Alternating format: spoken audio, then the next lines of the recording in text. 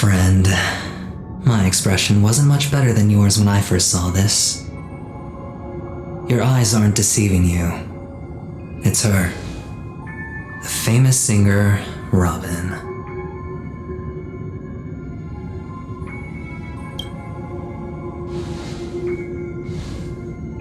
Well, first of all, can I just say that this had nothing to do with me?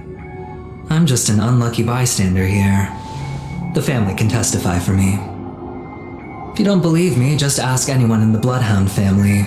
They hate me and they hate the IPC, so they'd never lie. This is not where the crime happened. What I showed you was a memory. The most basic light cone manifesting tech, authorized by the Garden of Recollection and owned by the IPC. Did you really think the Galaxy Rangers were outsiders this whole time? Penacony has made a solemn commitment to protect the safety of anyone inside a family dream. Any person in distress will be forcibly awakened and safely returned to reality. What gives them the confidence to make such conclusive statements? Because behind this promise is the harmony. The family's Dreamweavers link up their minds together to construct an unbreakable defensive line. Breaking through this line of defense to create death in the dreamscape. Not even a memo keeper could do that without the family's permission. Who could have done it, friend? The only one is her. The girl who calls herself a Galaxy Ranger. An imposter, an unsought guest, an emanator who hides her true identity. Ifrit's death was a foregone conclusion. And Robin? Her misfortune was staring right at her. Who will be the next to die?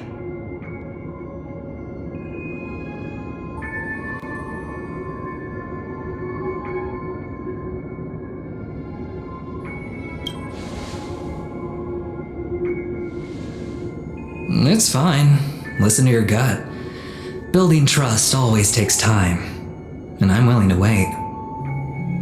I just hope you realize that wherever that legacy is concerned, covert plans are already underway throughout Penacony. Everyone's got their own agenda. Careful you don't get stuck on the wrong side. If I were you, I'd keep my distance from Acheron. After all, any schemes out in the open are always going to be better than a monster in the shadows, right? Who's to say there isn't an even deeper conspiracy lurking beneath the surface? Memo Keeper, I think our little deal is finished. Aventurine is telling the truth. This memory is a real one, and there's no sign of any distortion grafting on. The IPC is not the Garden, and there are real limits to what they can actually do, but you know all this. Friend, let's not beat around the bush here. The thing is, I want to reach out personally to team up with the Astral Express. I told you I'm just not interested in scrambling for the legacy. I just came to Penacony for work. I'm here to retrieve some lost property for the IPC, if you catch my drift. I'm talking ownership of this frontier prison. This has all become a bad debt thanks to the cancer of all worlds. The IPC has tried sitting down for negotiations time and again, but the family wouldn't even take our calls. You have no idea how difficult these people are to deal with.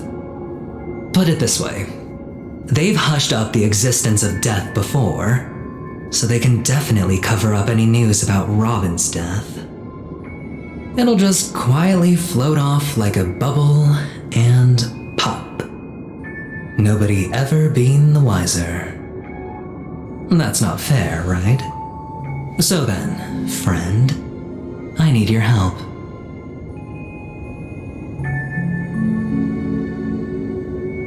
I have but only one goal. The family's front door is like a high wall, and to tear the whole thing down, I'll have to dig out a few chunks first. Once I find a weak point, the IPC will have plenty of means. Now we have our chance. So long as we can get to the truth behind her death, we can have justice for Robin, while also gaining a valuable bargaining chip for bringing the family to the table. Truly a once-in-a-blue-moon opportunity. I've been investigating and making lots of friends all over Penacony precisely for this very moment. This tragic news would be extremely bad for the family, so they'll be doing everything they can to stop it leaking, especially to the IPC. But I trust that there are still a few factions that remain exceptions, and that's why I need you all. The reputation of the Astral Express precedes you, and the Harmony will give you the fairest of appraisals. You get to find out really what happened and seek justice, and I get to put it toward completing my mission for the IPC. It's what you call a win-win situation.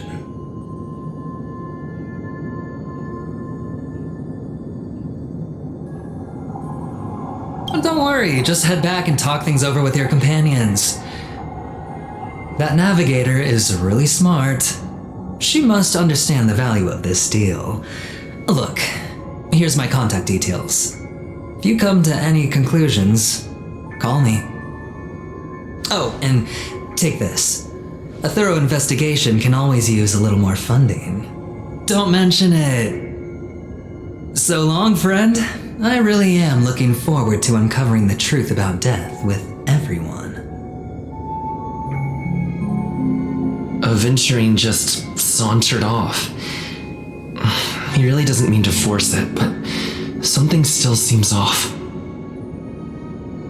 What now? What are your plans? Black Swan. What is she thinking?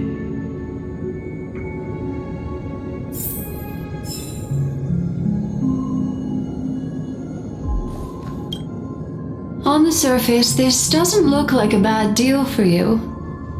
But Aventurine is a shrewd merchant whose scheme won't just be as simple as it appears to be. He doesn't know about Miss Firefly yet, but judging by your reaction, he may have noticed something going on and deliberately shifted topics to the truth of death to try and pull you in line with his way of thinking. That's quick thinking and very sound logic. Aventurine is no fool, and working with him definitely has its dangers.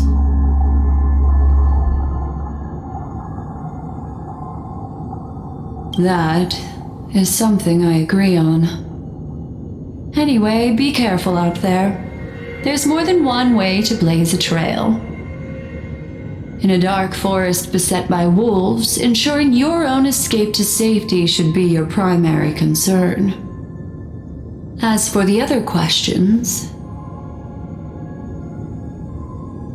I'm not sure the two cases were committed by the same culprit, but that massive wound looked like its winged blade. We've all witnessed it in action before.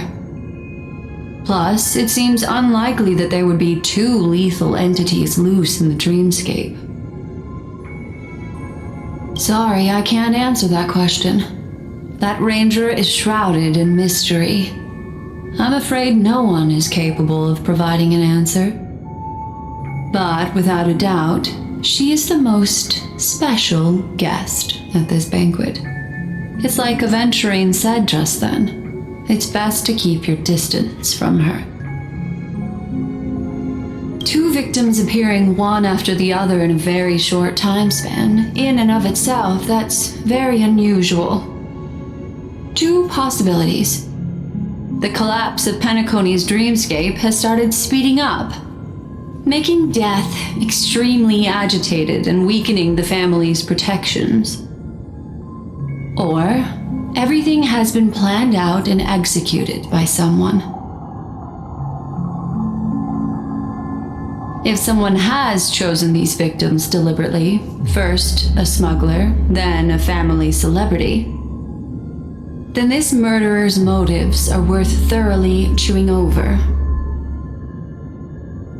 It's all happened so quickly, I can only make conjecture. After leaving here, go have a chat with your companions. I hope you can clarify the source of this confusion.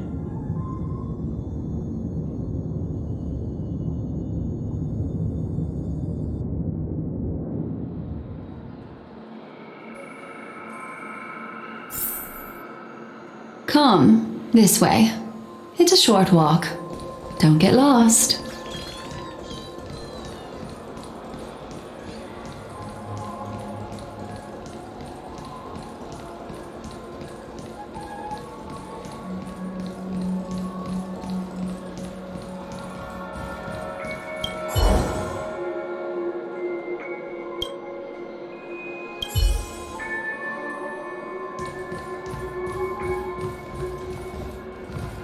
This way. This is where we part ways. All of this is like a nightmare. Unfortunately, the remembrance doesn't lie. What we just saw is the reality that happened, and it won't fade from our minds just because we wake up. But follow your heart and don't be afraid. We all walk through this world casting shadows of different lengths, and ultimately, all we leave behind are precious memories. Hold on just a sec.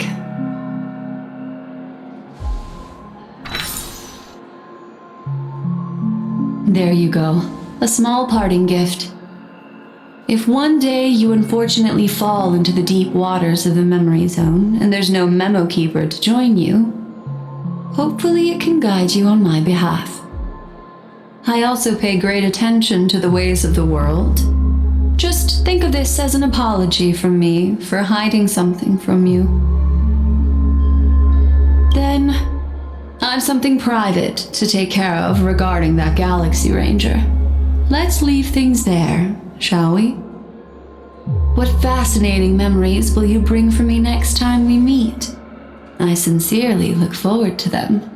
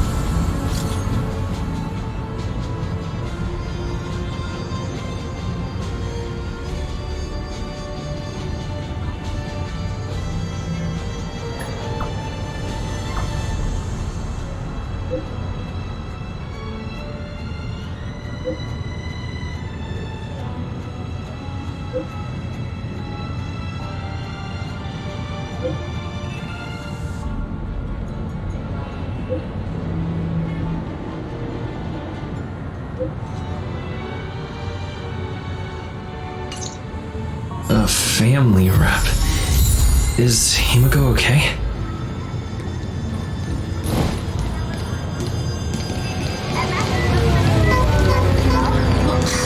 Isn't this a dream?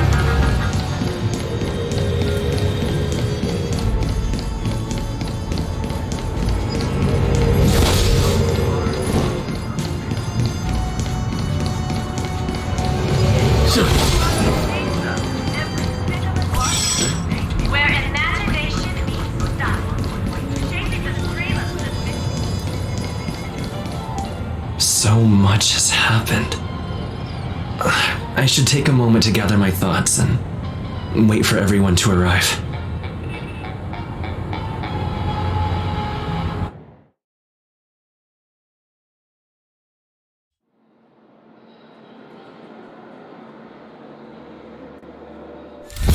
Perish that blade now, Ranger. Do you still dream, Hunter, of those slain by your hand?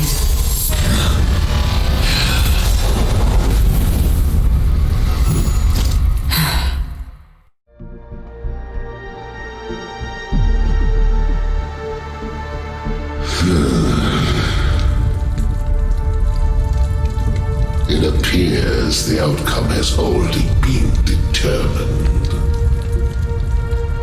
You're still alive, as are you. You still have room to make a choice. Leave the music box behind, and then go. Choice. The bloody trail of the destruction leaves no room for hesitation. Vatora's fire demon. Even if you sacrifice your life for that eon, you won't get special treatment. Ranger, you tread the narrow path of the hunt. You could never understand. We come from the fire and are born bathed in fire. We spread, burn, and destroy until all the kindling has burned out and we leave only ashes on the ground. Burning forms the entire life of a fire demon, from the beginning to the end. We are born to die just to put into practice a profile of another universal truth. All things are created for the destruction. Your companions don't seem to think so.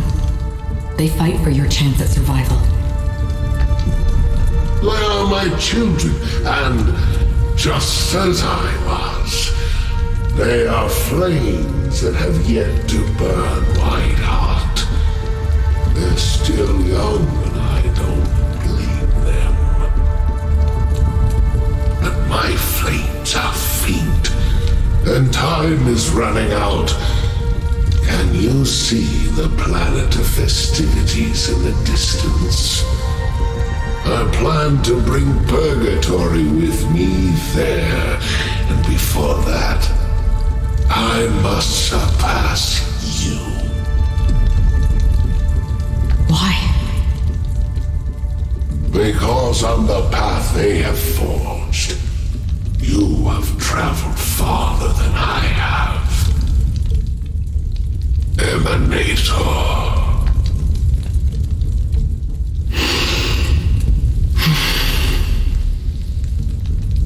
You cannot hide your true identity.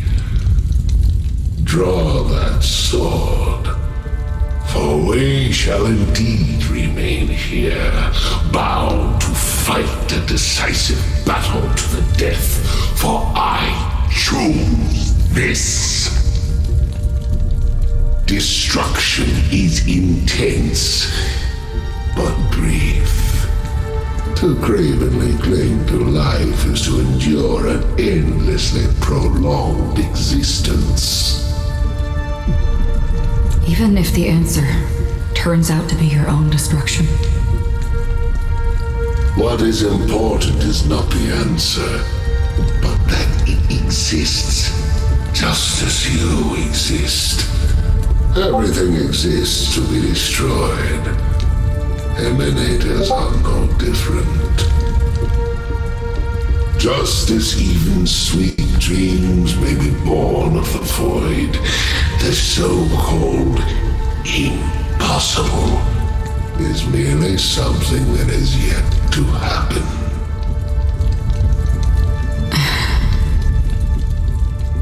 All right. I accept. You shall witness the most brilliant and intense fire in existence. May this flame illuminate the farthest reaches of your bottomless dream. A bottomless dream. Yes, that's right. But you've made one small mistake. This blade remains in its scabbard not out of pity or scorn. It's a personal secret that I don't want to disclose, but perhaps out of reciprocity.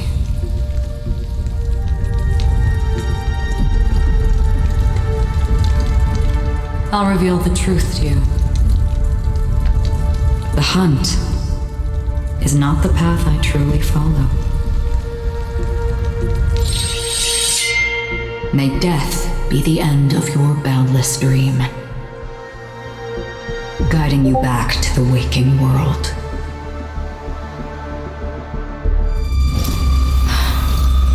I still see them in my dreams. Hold it. Their time hasn't come yet.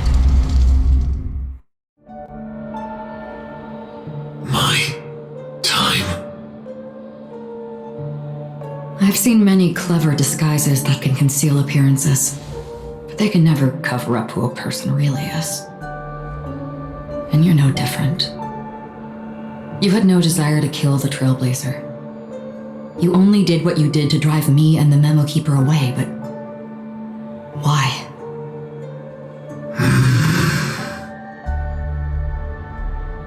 Did Destiny's slave make you do it?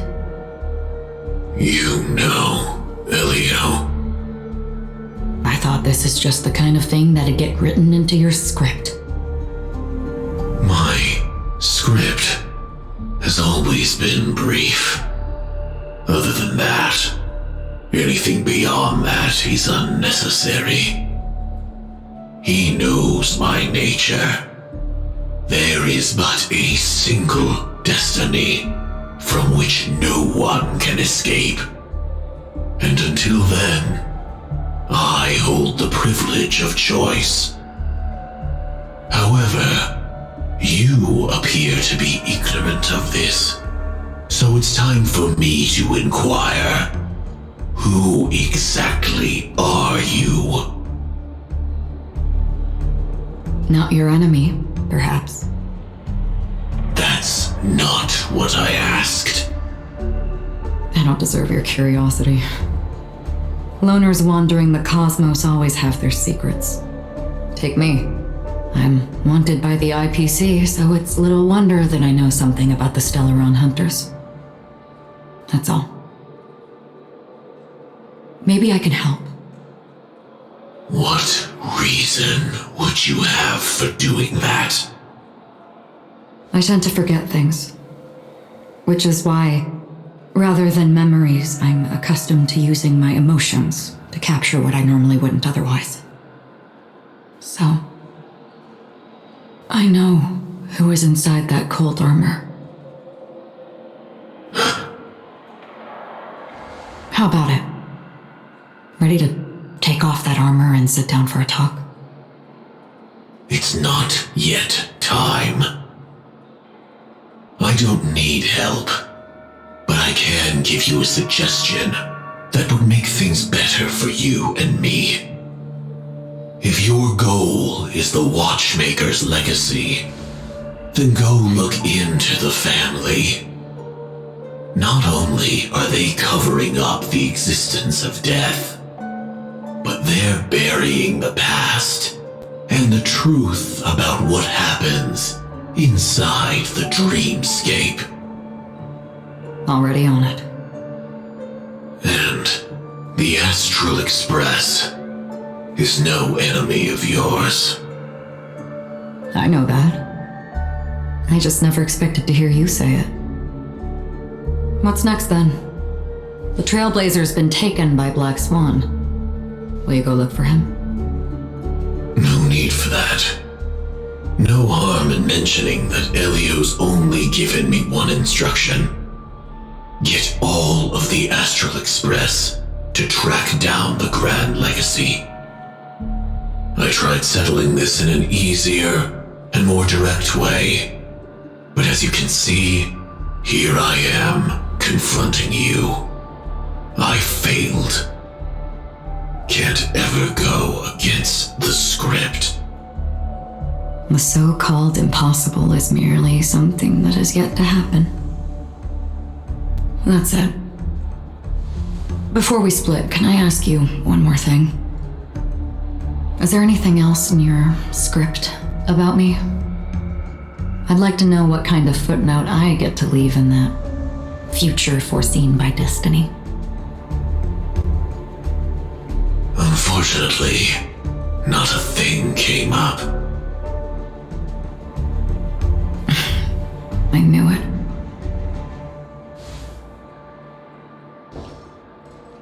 Hang on. I don't. Don't. What? Your first question was, do you still have dreams about everyone who died because of you? I don't. Never have. I was born without the ability to dream. I live for this cold, harsh reality, for a little light, and to burn, to keep on burning, until I turn to ash. So, I really envy you. Is that so? Then you're already living in the waking world.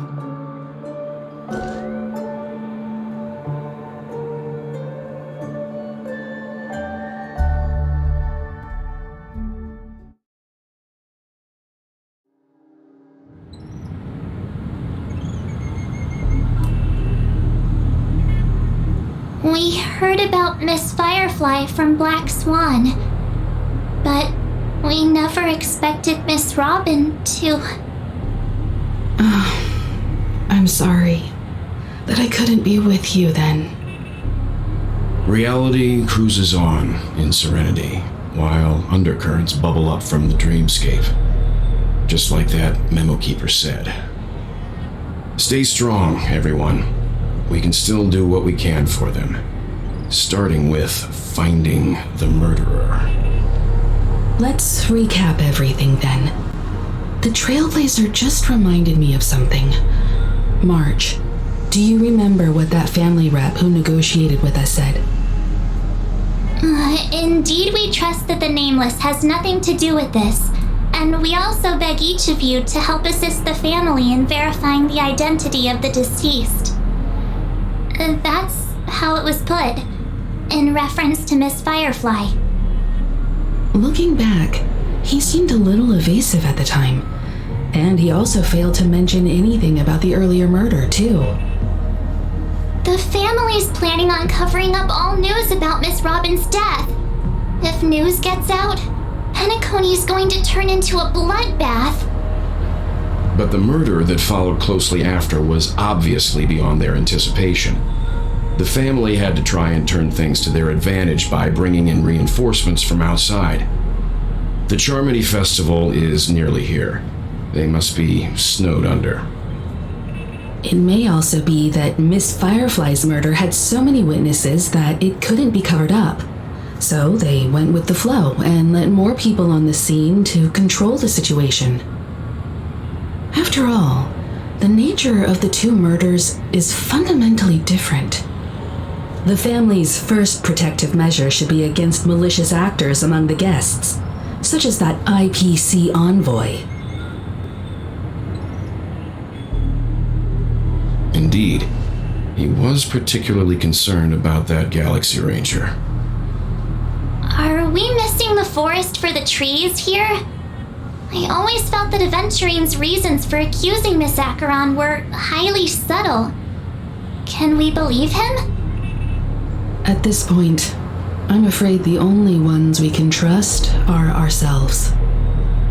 Look, let's try to gather intel first and then list all the possible outcomes we can. Then we go through them, eliminating contradictions one by one.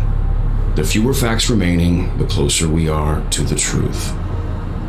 I've still got this sense of foreboding. It's like we're stuck in a whirlpool, spinning around that legacy even after everything that's happened. This time we're playing the role of a real detective. But before we start, what are we going to say to the family and Aventurine? As I see things, the family harbors no ill will towards the Astral Express. If they didn't trust the crew, they wouldn't have casually commissioned outsiders to investigate a case that's, in all likelihood, a scandal. Plus, this is the family's turf. Teaming up with them should make things easier for us in the future. As for that Aventurine, well, I'd like to hear your thoughts. He's complex. He deliberately slow-played his hand during negotiations while running circles around us all the while. He appealed convincingly to both reason and emotion. It wasn't forced, but the intent was obvious. Still, it's good to have contacts among all this uncertainty. Aventurine showed his skills, and as far as our interests are aligned, he can become a reliable ally. We also need to keep a certain distance from the family. Never let them get too close. Teaming up with the IPC helps balance that out. If either side makes a move, we have the option to pull out. So you suggest accepting Aventurine's proposal to team up? Yes. It's risky, but we can only wait until both sides have played their cards before making any further judgments. I get why, but there's a whole lot of bad guys and girls around here, and I'm worried about getting stabbed in the back. He's been bullied a few times now, and I can't stand it anymore.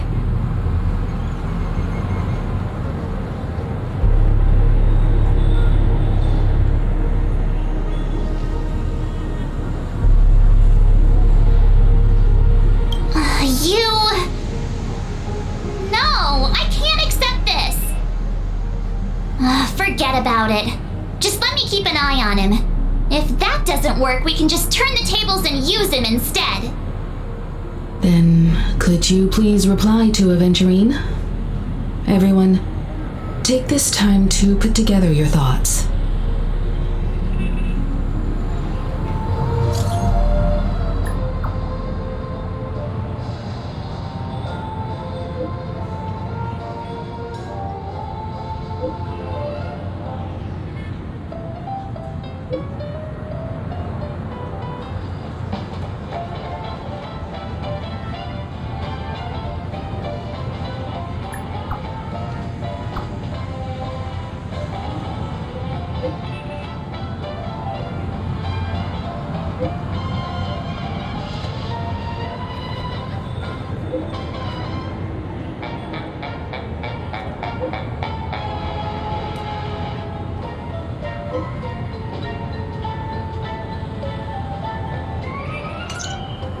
Looks like Aventurine is happy with this outcome. Let's tell her.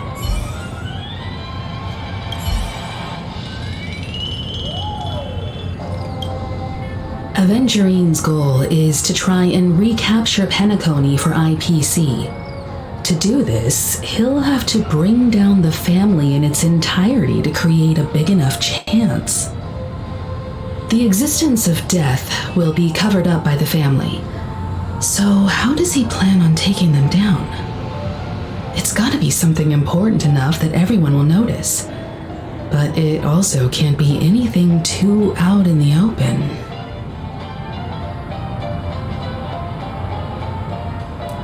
An attack on the hotel guests? Unlikely. Penacony's guests include quite a few bigwigs known throughout the whole cosmos. People who not even the IPC would dare take lightly. Aventurine is a shrewd merchant, and there's no way he doesn't know that.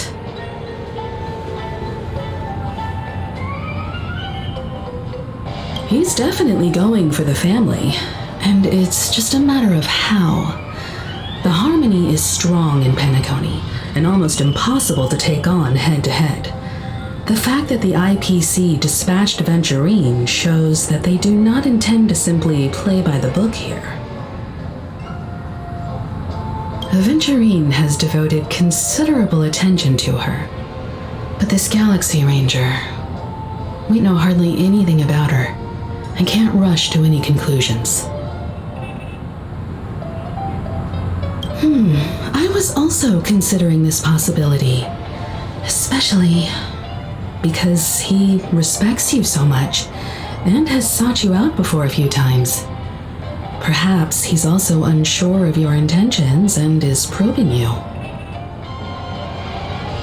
I'm just speculating. In any case, we have to be careful when handling Aventurine. He's skilled at reading people and discerning the right moment to strike. Also, he's clearly a born gambler if he's willing to go all in to win.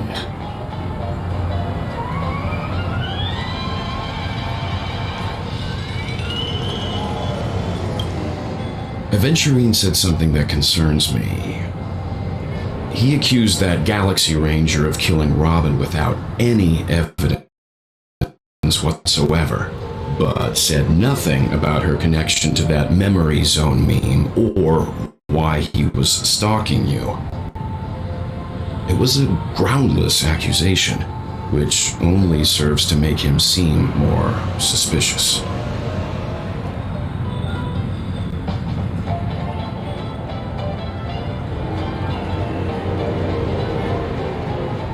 Maybe Aventurine's goal was never to gain our trust. Maybe he wanted to foster a feeling of enmity towards Acheron and make the situation more volatile. Two birds, one stone. However, I asked Don Hung back on the Express to confirm that story about the Annihilation Gang and the lost messages. It wasn't something that Aventurine made up out of thin air. You've met her many times now. What's your impression of Miss Acheron?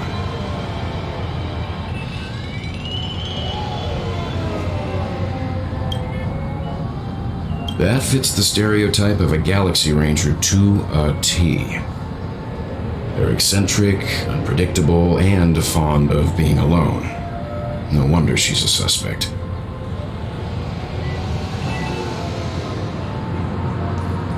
I really love Poppy.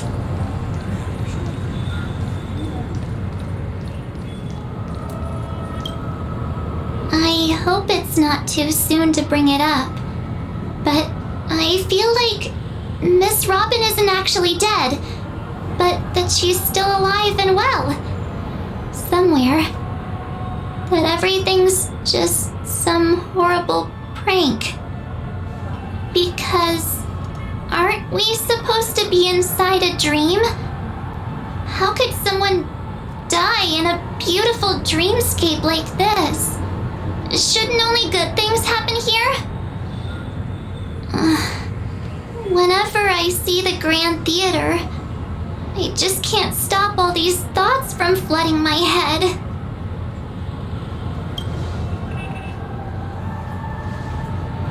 No. After all, they've brought everyone this sleepy dreamscape, which everyone loves. I just feel like I'm starting to understand them less and less. Everyone's still having a great time out there on the streets. Nobody knows what's happened.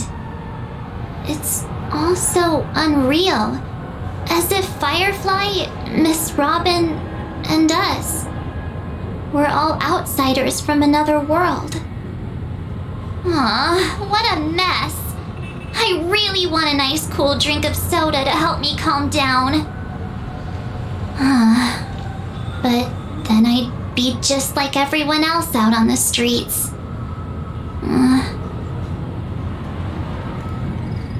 Looks like Aventurine doesn't need anything else.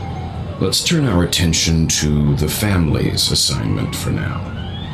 Himiko, what do you think? Among our current clues, the two murders that he witnessed are the most directly connected. I suggest starting here. One thing I'm curious about is, if a person dies in a dream, what happens to them in real life? Seeing as we're at the family's behest, why not pop back out to reality and verify Miss Firefly's situation back at the hotel? Perhaps we could also make a few inquiries about her while out there. How about we split off into two groups? there are still some things worth focusing on inside the dreamscape. I'll investigate those and we can link up again later. Worth focusing on? Oh. No problem.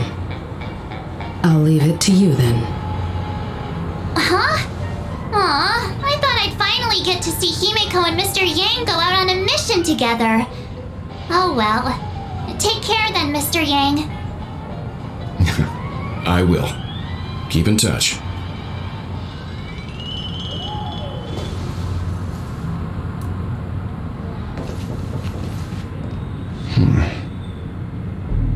Honored guest, could you come out for a second?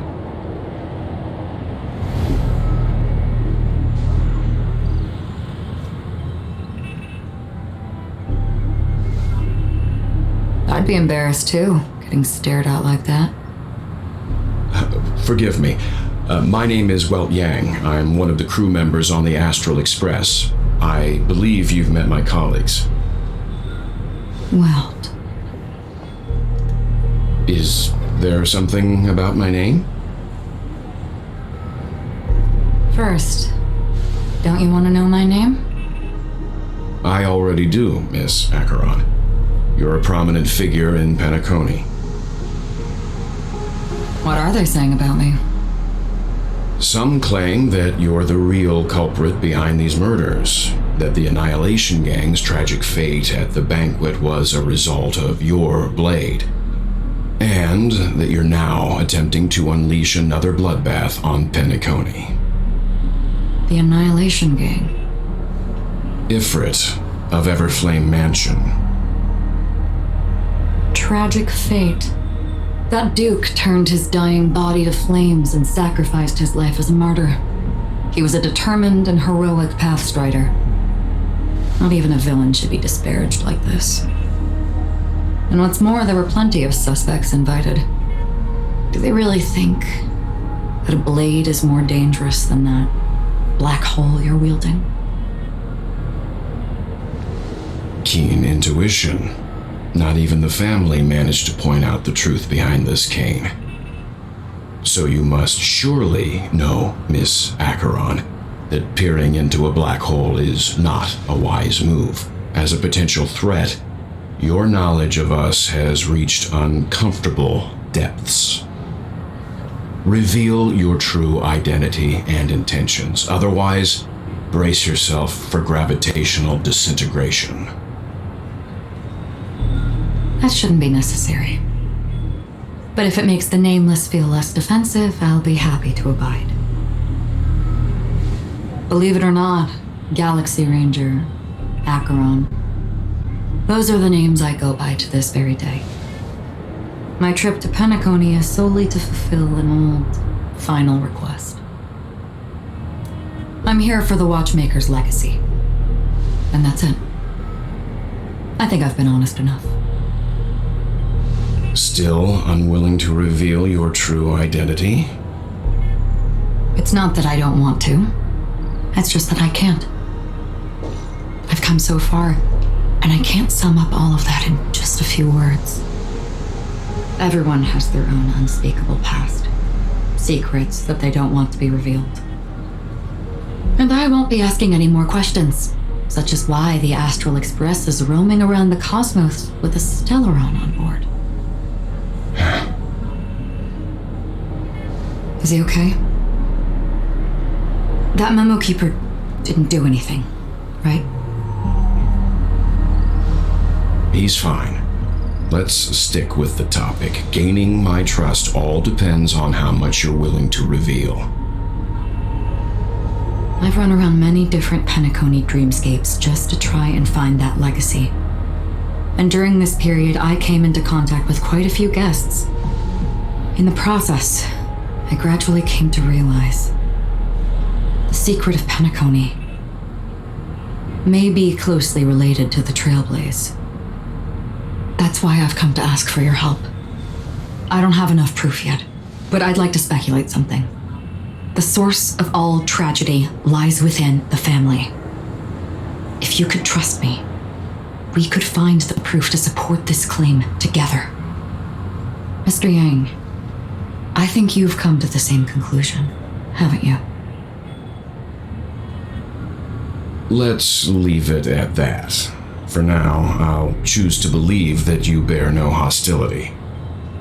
Share your findings with me and me alone. I don't want vague conjecture to interfere with other people's judgments before we find solid proof.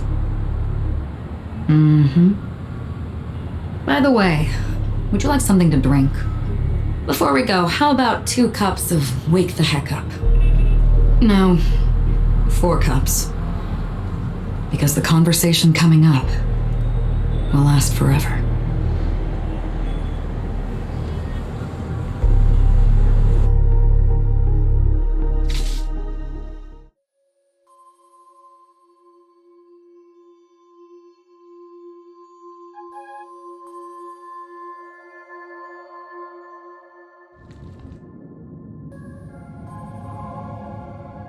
I've been watching her closely for a while now, and the first invitation was in the banquet hall of the hotel. She just sat in one corner, keeping silent, chugging down a couple cups of Wake the Heck Up. I told her it's a pungent, bitter beverage, not the taste of sweet dreams, only for people allergic to Soul Glad. And she said, Really? But I don't taste any difference at all between them.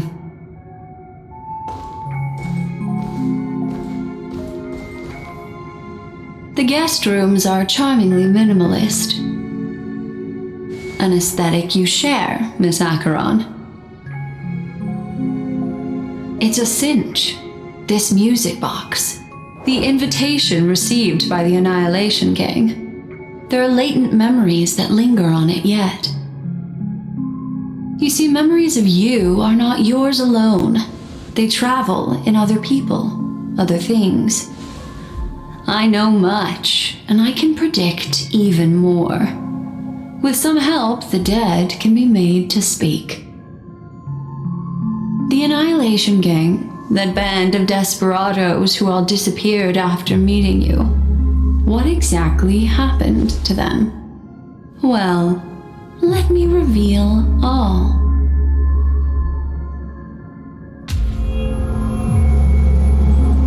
Gradation 12. Dreamscape 12.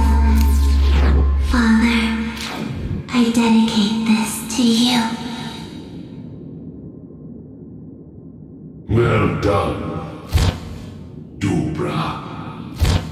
Wherever they go, shall be met by annihilation. There it is. It's hazy, but it's Ifrit's voice. The other one is probably his progeny. This is the residual memory from when the invitation was first delivered. They were abruptly interrupted. Then, what happened next is...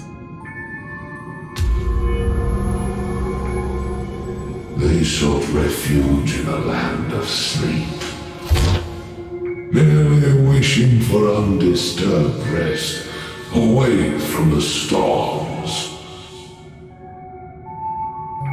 Children of the flame, this marks your rite of passage. She won't be necessary. I alone am enough.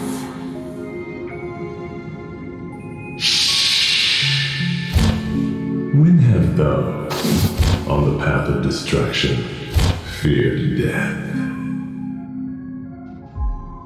The Everflame Mansion has set out on a journey. Those poor people, they have no idea what lies in wait ahead of them. Memory recovery is going well, but slowly. She'll be here soon, and time is short. There's nobody else here, so there's no need to be delicate. In fact, I think I'd better go all out.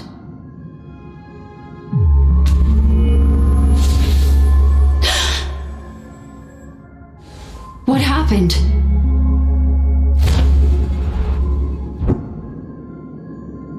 The memory after that is blank. How is that possible? This music box fell into Acheron's hands, and she brought it to Penacony. That's a fact, and that's how it should have gone. But along the way,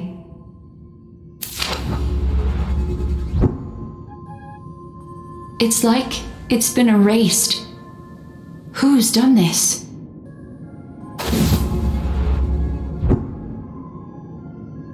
Who are you? Who are you? It's... No. Is this not a memory? Oh, a memo keeper. Do you serve the Garden of Recollection? Or the Cremators? My name is Constance. A pleasure to meet you. We were supposed to meet in Penacony and spend an unforgettable time together. But that seems unrealistic. Donnie is not welcome on the banquet star, and I don't need a coming-of-age ceremony. And you, I know what you're looking for. Want her secret? I can give it to you, and then you can enjoy the banquet for me. I wish you unforgettable memories.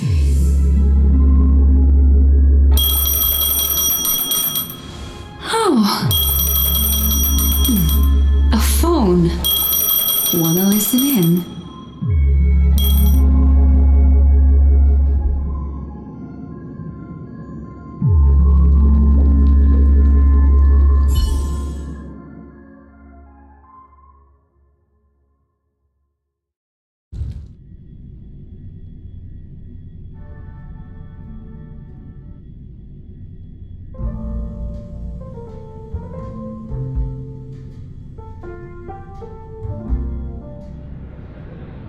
A few days ago, the IPC made an announcement. Under the watchful guidance of the Marketing Development Department, and in accordance with the Interstellar Peace Charter, the independent Sigonian sovereignty has hereby been established, and shall take a legislative seat at the Interstellar Congress. The formation of the Sigonian sovereignty is of great historical significance to the Sigonia system. This move puts an end to the planet's long and bloody history, turning the sensational Kataka-Abjin extinction event into a distant memory. Sigonia 4 is located in an unclaimed zone at the intersection of the Denise, Prothean, and Dorneau star clusters. The planet's surface environment is known for being extremely harsh, constantly faced with the threat of impact from small-scale celestial objects. This is why very few intelligent species have made this planet their home, dividing themselves into several tribes to eke out nomad lifestyles as they struggle to survive the arid desert wilderness. They have developed their own folk beliefs that are independent of the Eon belief system. Sigonia. Sigonia. Ravenous eye of the storm, spurned by all the gods. Land of rock, but not water. Lightning, but not rain. Blood, but not tears. You beat us with your falling stars. You lash us with wind and storm. You chew us up with the cracked earth.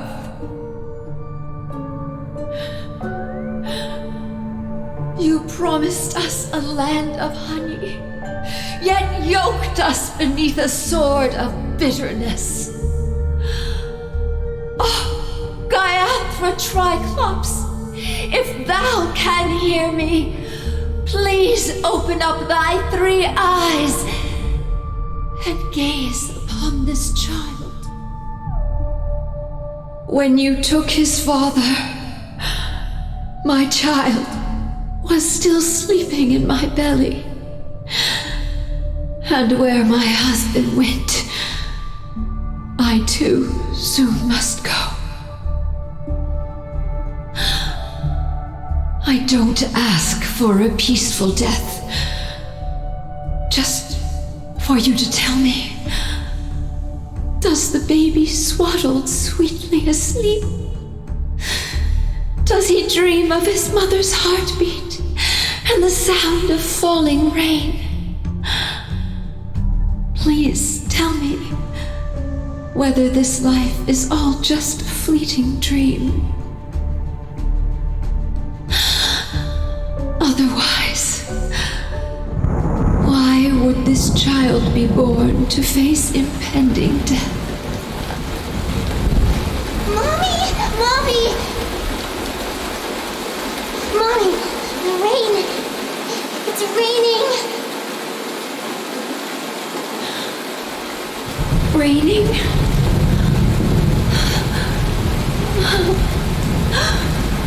Raining! It is raining! It's true! Those Outworlders weren't lying to us. They really did summon the rain. Mommy, we can leave here. We can go back home.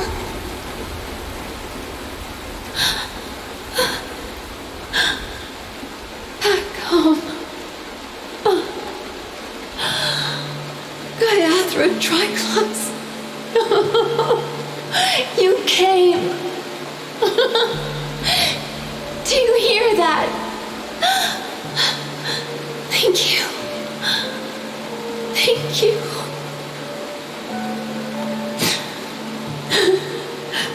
Darling, listen. This is the sound of rain. On the day you were born, the sky also sent down a gift like this from Gaiathra.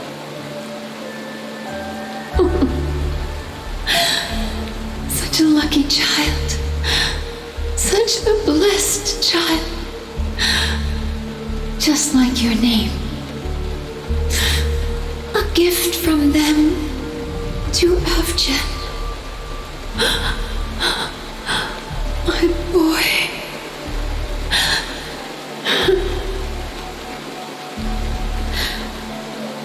May the goddess Gaiathra close her eyes 3 times. Keep your blood eternally pulsing. Let your journey be forever peaceful. And your schemes forever concealed.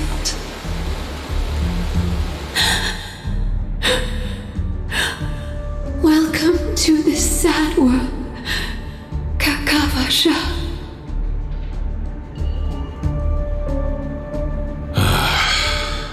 Time to wake up, gambler.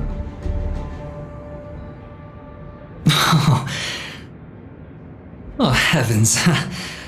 I must have drunk too much Soul Glad. Didn't expect you to be back so soon. How is it? Find anything? Just as you guessed. Nobody outside knows about Robin's death. There aren't even baseless conspiracy theories. They are still streaming the rehearsal for her ceremony, using a stand-in, I guess. They must be dreaming. Of course. Who could imagine that death would actually descend upon the idyllic dream created by the family? Let alone that the victim would be the female lead of the Charmony Festival. To be honest with you, I didn't believe it. I even tested it a few times myself, until I discovered that I couldn't actually die. Whenever there's any danger, I'm forced awake by the dream pool, and it's all as if everything were just a nightmare. That's why I'm convinced that there are a few big secrets lurking behind the scenes. Then you must have heard about the Memory Zone meme. When I graciously deigned to establish connections with the Oak family on your behalf, they were quite in a pitiful state of disarray. Besides Robin, there was another body. I don't know the exact details, just that it was a stowaway. 2 murder cases? I told you something seemed off about the Nameless. He must have come across the other one. This murderer is a psycho. But I have to admit, the case should be easy to crack. We can leverage the family's malfeasance and let the IPC use this as a reason to intervene. It's just that their trickery runs deeper than I thought. Robin's stand-in was all ready to go. These 2 murders are definitely getting hushed up. What should we do? Let me think. It's too rare an opportunity to miss out on, so I gotta be careful. Incredible gambler. Have you already exhausted your limited repertoire of tricks so soon? There are plenty of chips, but it'd be best to choose carefully. The most straightforward has to be Robin.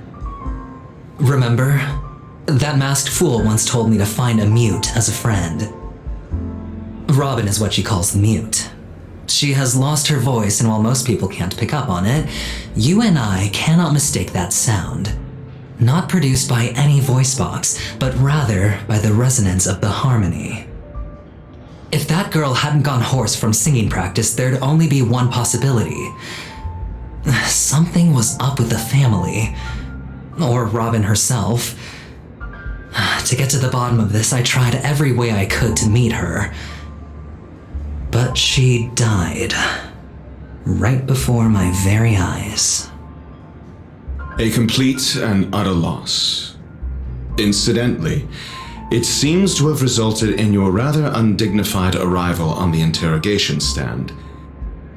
There were eyewitnesses at the scene, and the family, in their graciousness, has tentatively accepted your alibi. However, for the foreseeable future, you shall, regrettably, find yourself under the vigilant watch of the hounds. Well, things aren't looking too optimistic, Doctor. I'm starting to break out in a cold sweat. Do you reckon there's still any chance of a comeback, given how things are? A probability? Yes, it exists, but it verges on the infinitesimal. To phrase it in a manner more befitting the vernacular of Penacony, you're dreaming. But if you simply can't control yourself and want to try your hand, then there just so happens to be a suitable candidate. That man wants to see you again. Who? Sunday. Is this a public hearing or a private trial? If it were the former, it would hardly befit my stature to stoop to the role of a mere messenger. Fine. That's great. It's all great. You see, the dead can't talk, but the living can. Ratio, I'm convinced now that there must be something wrong inside the family. Oh, just you wait and see. That man's sister has died. He can't sit on his hands. Well, without any further ado, let's set off. Lead the way. The show is about to begin.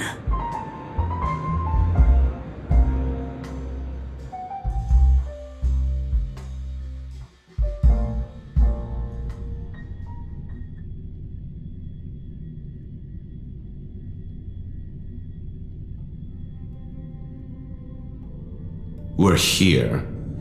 The Dewlight Pavilion is the Oak family's fortress and a place where heads of the families meet to discuss great plans for Penacony. Fortress? I like this metaphor. I dealt with the warlords of the Amanica star system not long ago, and their synchronized orbital manor wasn't this heavily guarded. This mansion nominally belongs to Sunday, and is very befitting of its owner. Without his express invitation, the likes of ordinary guests would never grace these grounds in their lifetimes. Look around while you still have this moment of freedom. Hey Doc, whose side are you on anyway? Who's to say I won't sell you out? We'll see. When we meet the authoritarian master of the Oak family, I'll pry an answer out of him. Follow me and I'll bring you to his parlor. Hold your tongue and let me deal with the members of the family.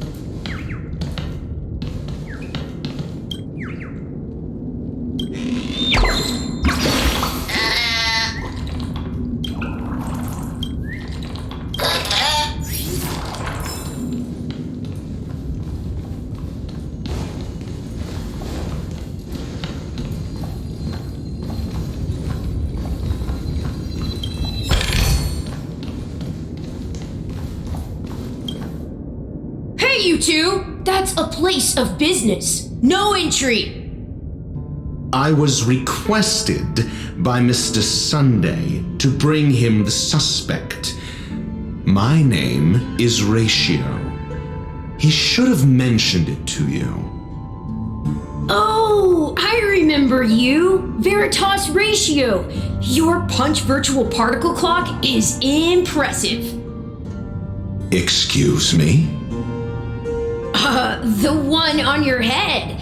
Of course, it's nothing compared to my full pocket dimensional annihilating power armor of the Mobile Knights.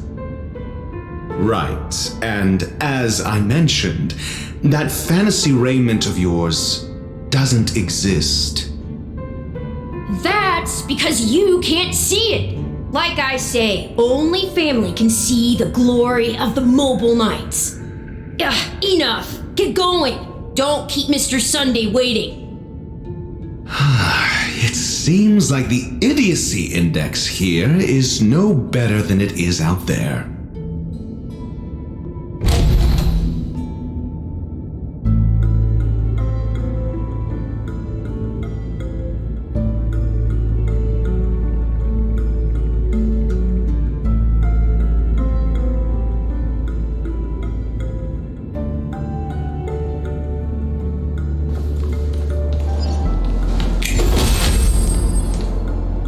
Dead end? The door is shut tight. Looks like we're on our own. I mean, there isn't a door. How did you get in before? For security reasons, the family built the administrative site deep in the dreamscape, with the mechanisms hidden in these nightingale statues. The direction of the statues can be controlled. On the previous occasion, an attendant named Kona had gone to the side room to verify something before setting the statues in the correct positions. Well, maybe we should do the same. Let's go and take a look. Of course, we can also use brute force.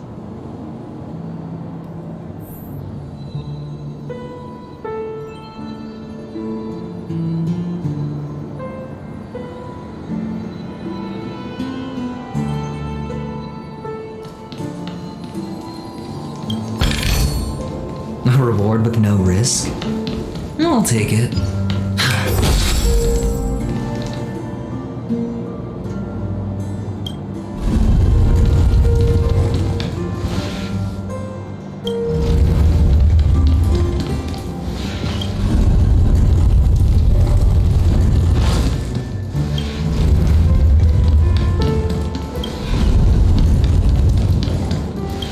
solving a problem by brute force doesn't prove your intelligence.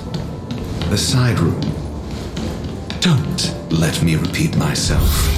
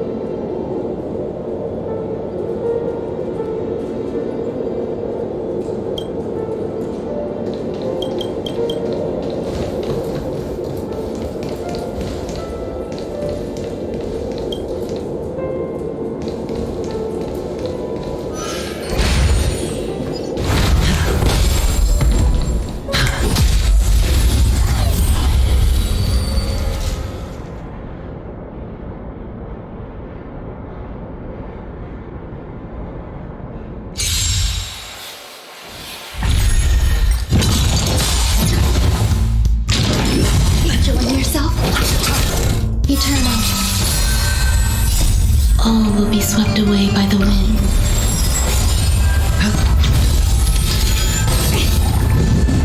Bad luck.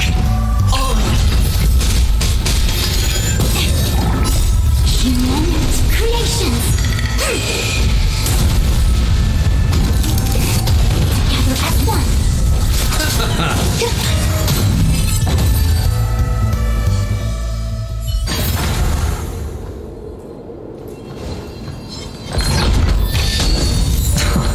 This is hard.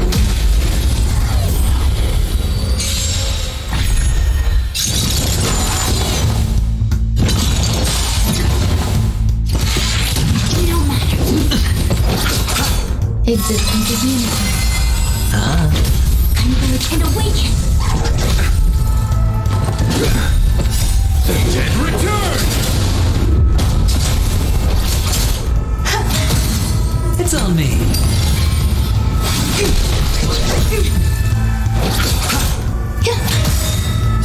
All will be swept away by the wind.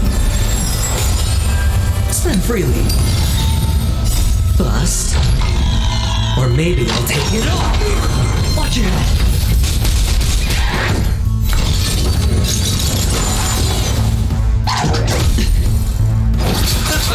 Eternal. It's on me. No matter. Humans, creations.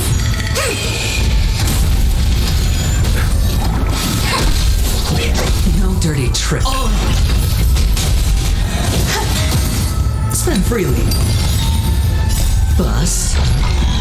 Or maybe I'll take it all.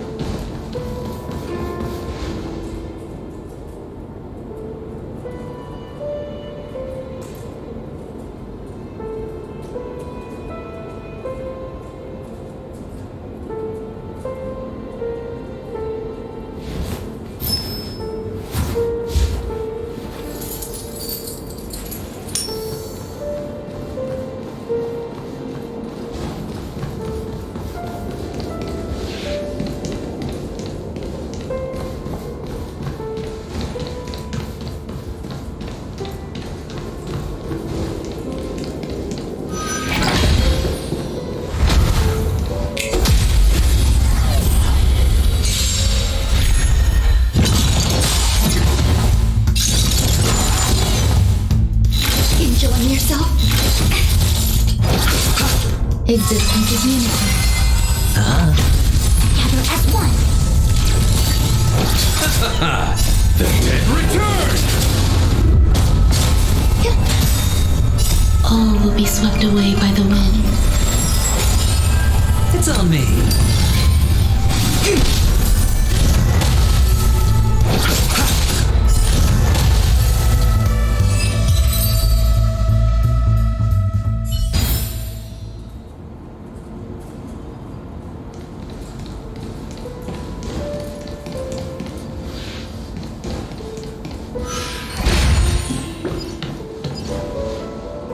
6 nightingales facing in different directions.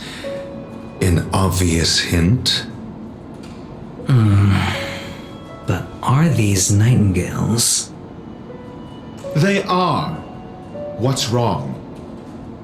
How can nightingales be so huge? They look more like torment eagles to me. There are no eagles in the 5 families, only nightingales. Why am I wasting time with you on this?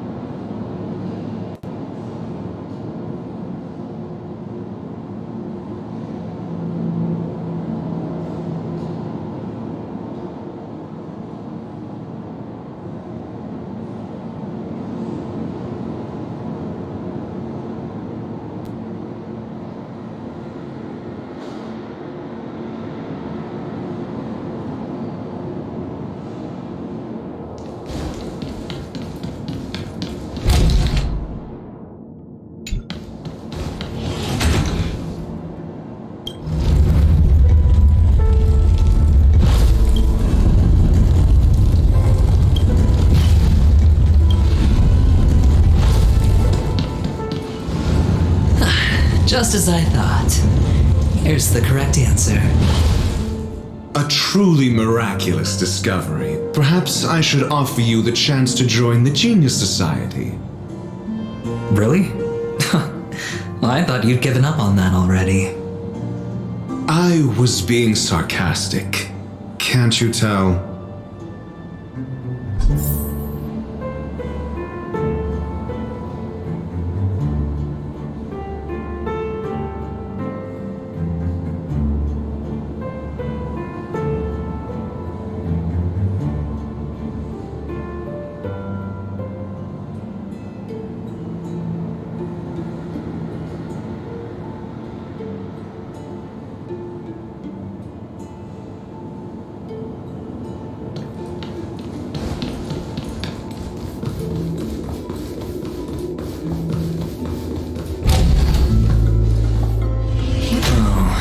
Impressive. So much for Mr. Sunday's reserved, virtuous image. Do you need me to remind you? We're in a dreamscape. No matter how grand the mansion looks, it'll not affect Penacony. Stop wasting your time nitpicking the family here. Yeah, you're right. The only way to destroy the family is death. Sunday must have thought the same. Let's head down.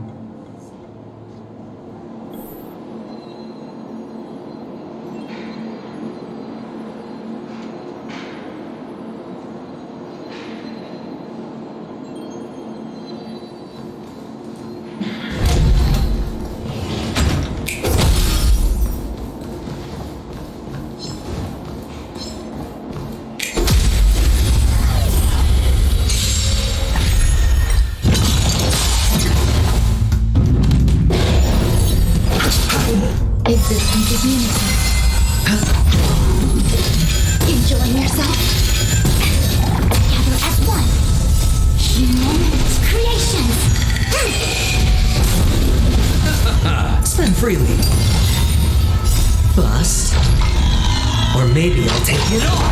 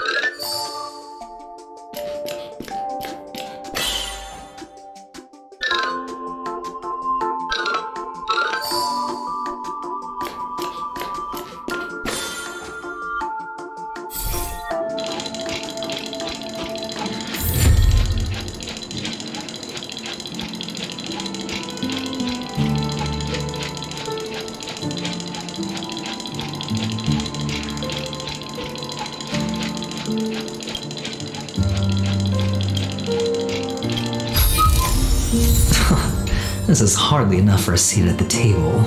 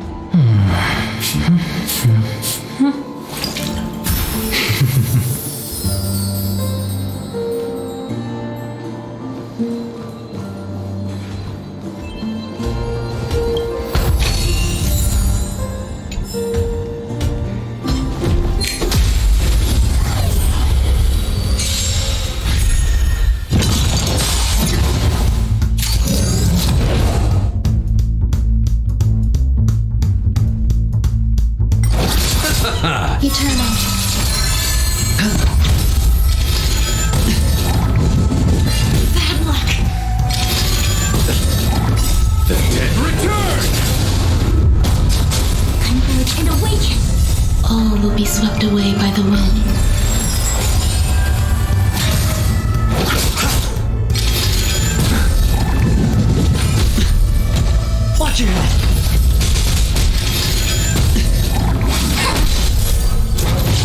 Spend freely. Bust. Or maybe I'll take it all.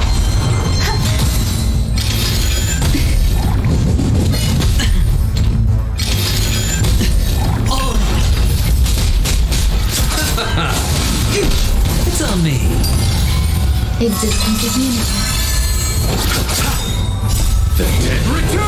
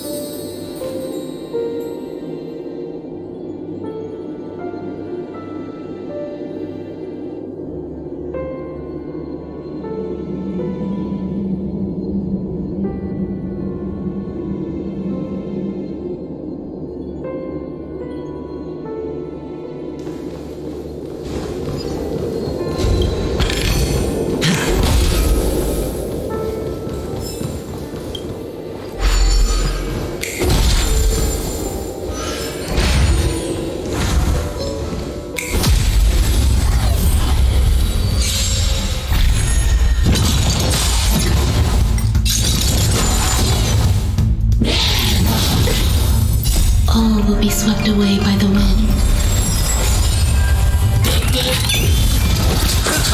Eternal. Gather as one. Humanity's creations.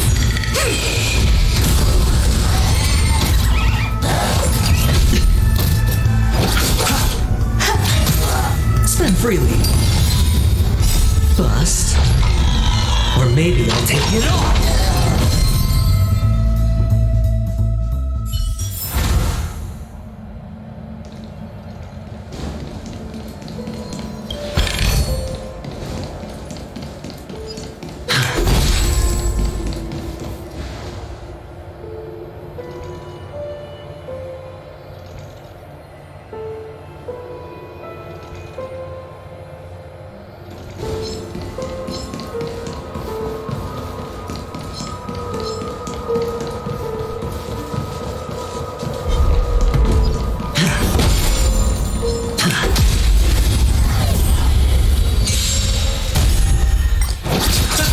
Existence is unity.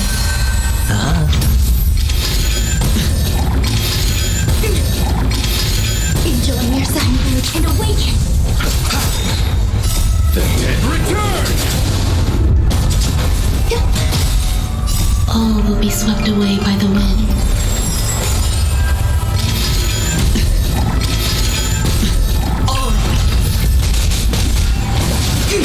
It's on me. Bust. Or maybe I'll take it all. Watch your head. Spend freely.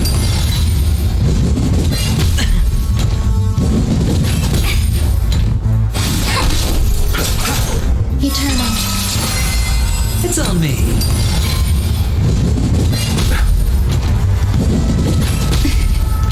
Together as one. Humanity's creations. Spend freely. Bust. Or maybe I'll take it all.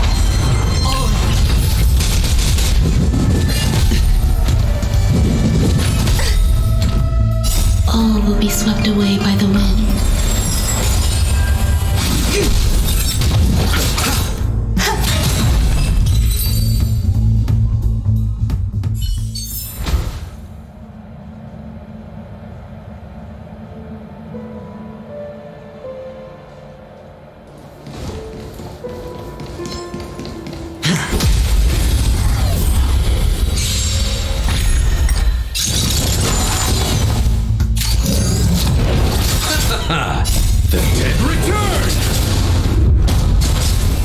existence is unity.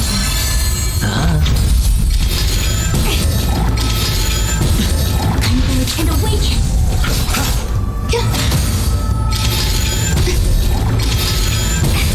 It's on me. All will be swept away by the wind.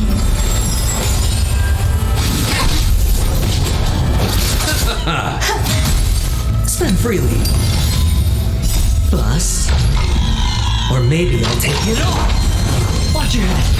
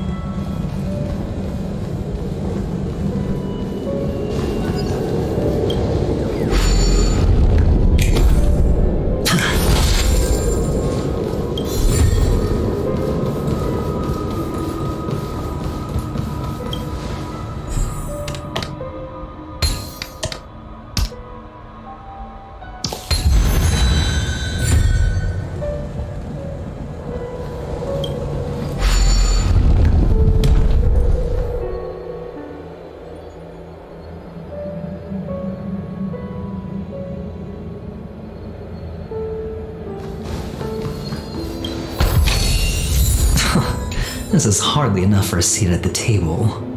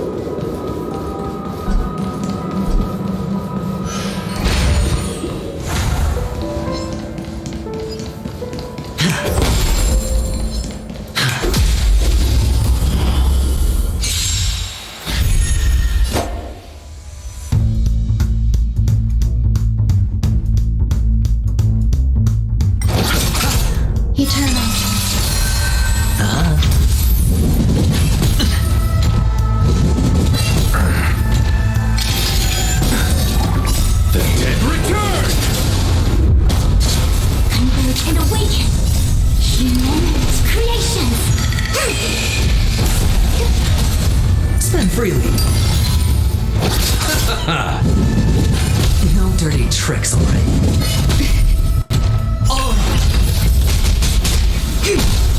All will be swept away by the wind. It's on me. Bust. Or maybe I'll take it all.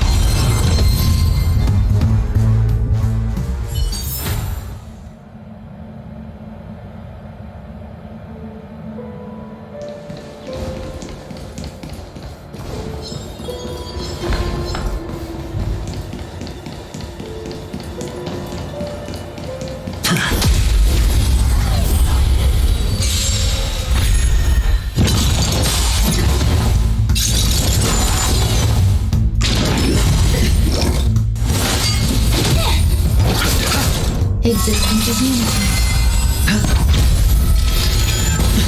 Watch your head. Together as one.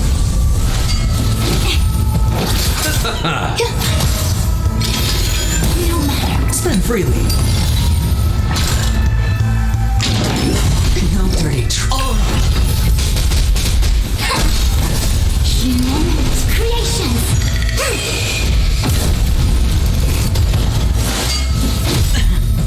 Bust. Or maybe I'll take it all. Watch your head. All will be swept away by the wind. It's on me.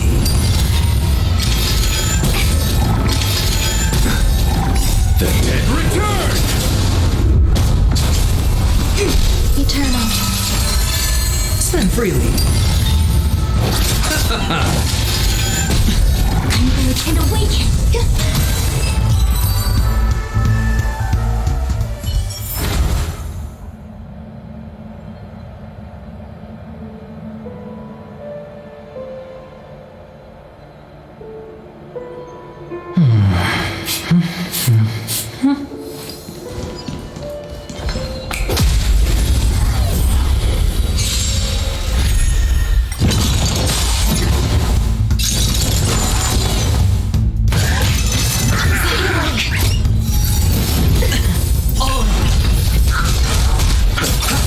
Existence is unity.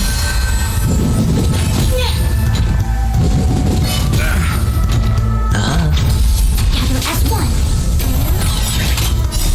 Humans, creations.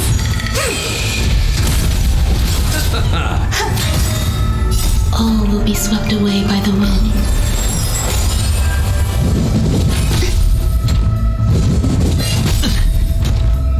Bust. Or maybe I'll take it off. Watch it. It's on me. No dirty trick.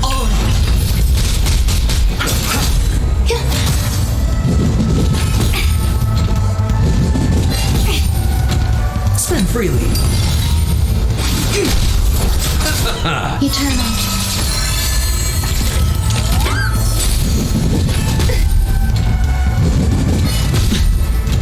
It's on me. Watch it. Converge and awaken.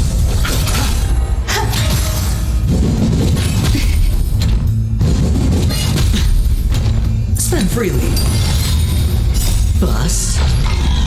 Or maybe I'll take it off. The dead return! No dirty tricks, alright? Enjoying yourself? All will be swept away by the wind. It's on me. Existence is unity.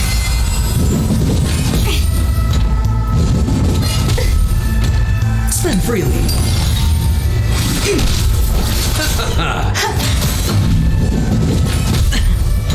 Watch it. It's on me. Bust. Or maybe I'll take it off. Gather as one. Humans, creations.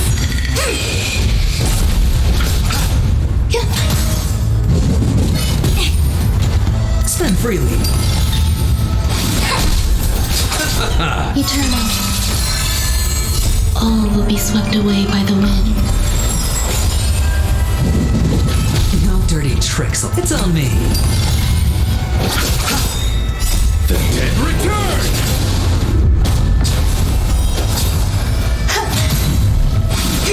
Spend freely. Bust. Or maybe I'll take it off. Watch it.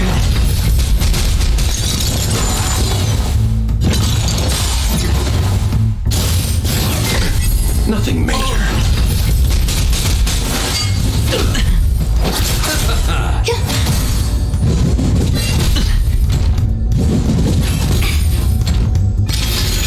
No dirty. Watch it. Converge and awaken. It's on me. Bust. Or maybe I'll take it off.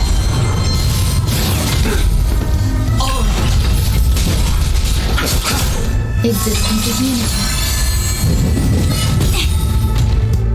Humans, creations.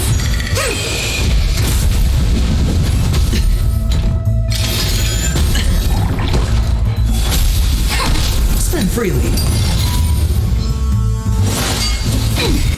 Watch it. All will be swept away by the wind.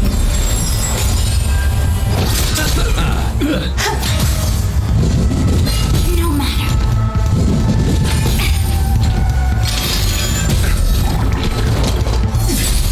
me. No dirty tricks, alright? Nothing major. Bust. Or maybe I'll take it off. The dead return!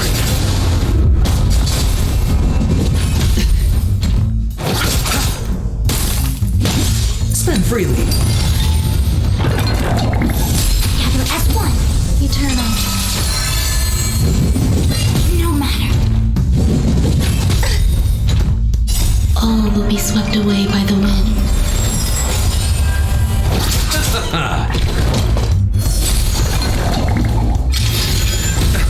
Watch your head.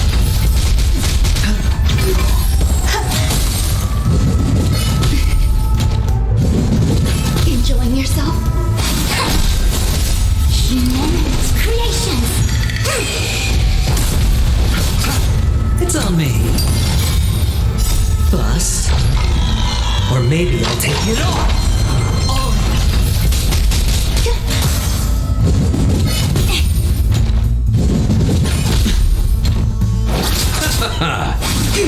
Spend freely. Existence is unity. Nothing major. The dead return! No matter. Converge and awaken. All will be swept away by the wind. No dirty tricks. Watch your head. It's on me. Bust. Or maybe I'll take it off.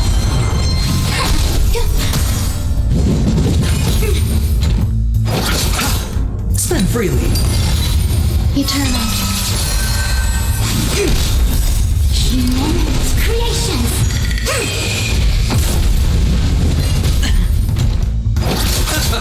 It's on me. Together as one.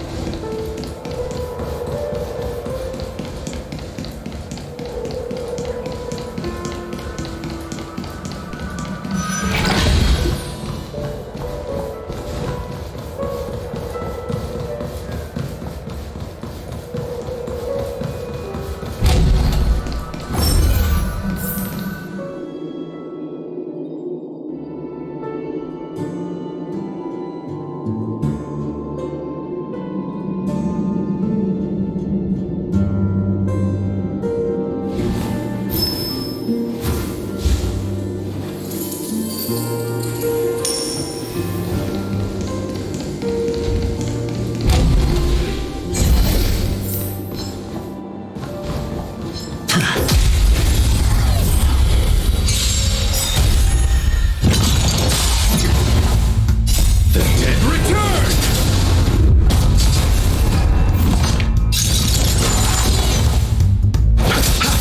Eternal. All will be swept away by the wind. Together as one. The redemption. Bust. Or maybe I'll take it all. Watch your head.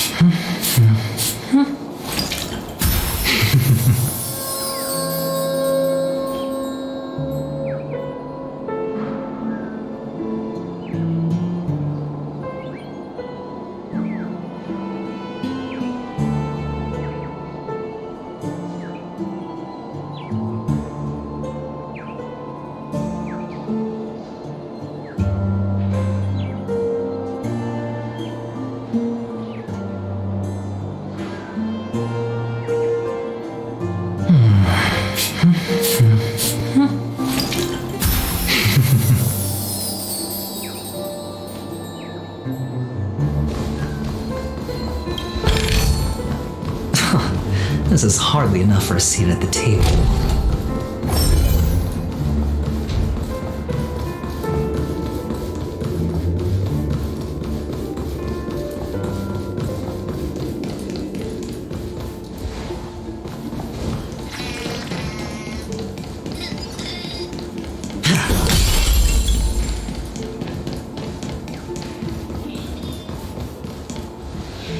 Hold on. Huh? What's wrong? Are we heading the wrong way? No, but this door is locked. My friend? Did you really make an appointment with him? It's a trial. You got to prove your worth to Sunday before you can speak with him. If I'm not wrong, we need to find a way to open this door in the hall, or this place will be our prison. Oh, an escape room. My favorite. Get serious. I've no time for games. Let's head back. The hint is probably in that prominent sandpit. Wow. That's an enormous sandpit. I'd love to build a tall building for myself, once I have enough savings.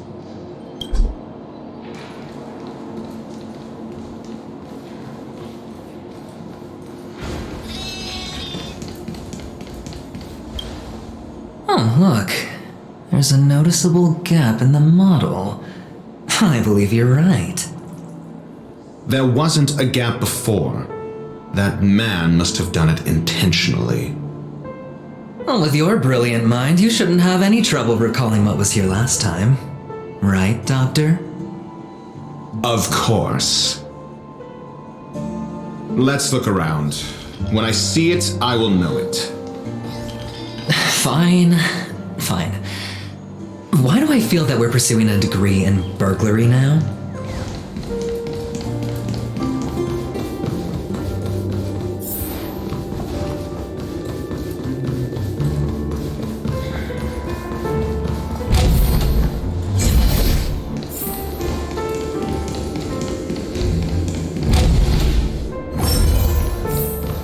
Found it. This is it.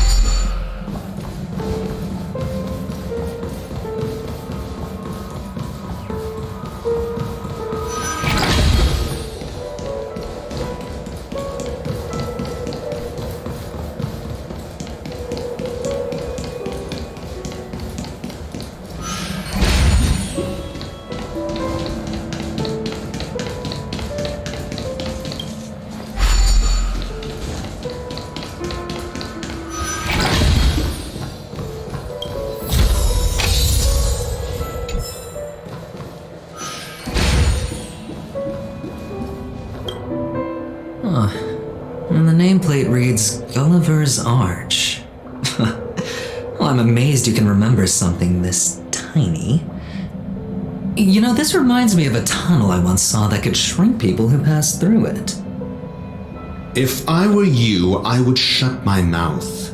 It's wise to remain silent when you should.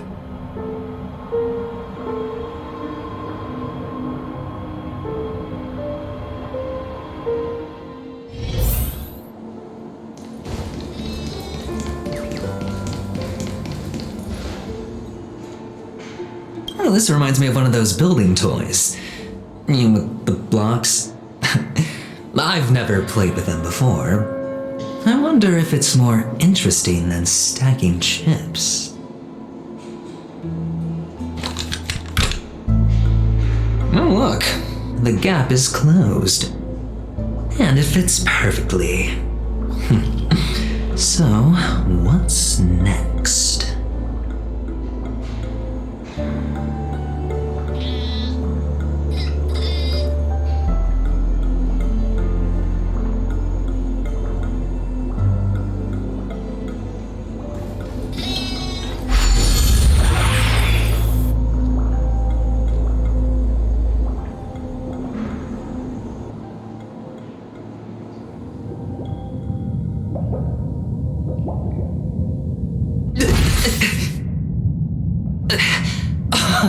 Oh, good heavens.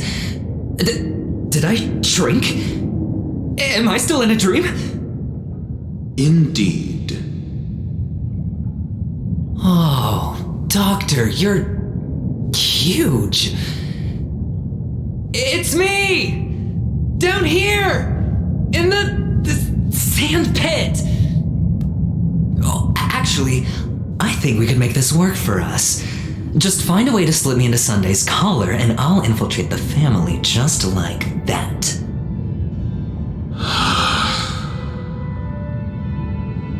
Oh, fine. I was just kidding.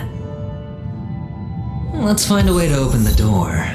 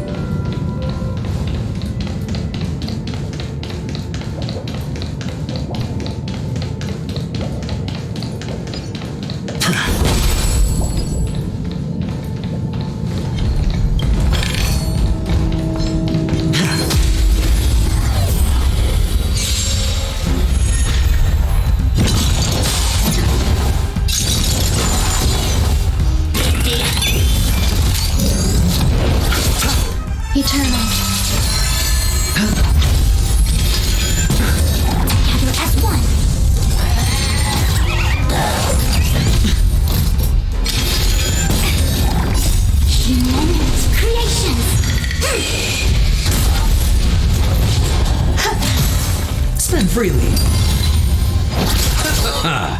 The dead return!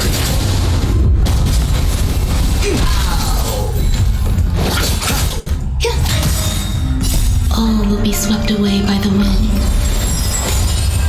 It's on me. Bust. Or maybe I'll take it off. Watch your head.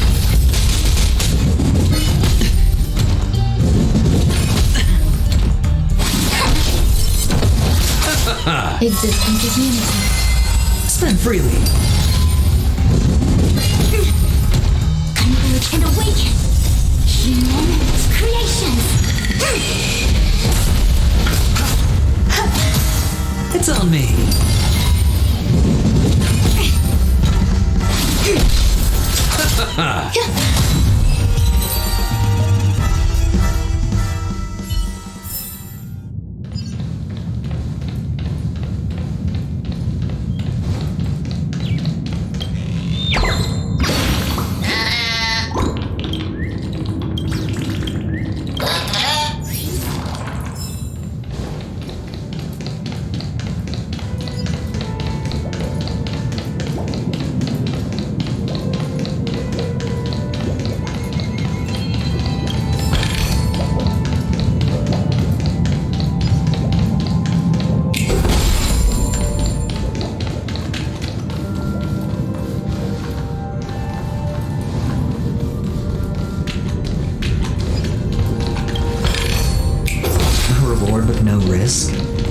I'll take it.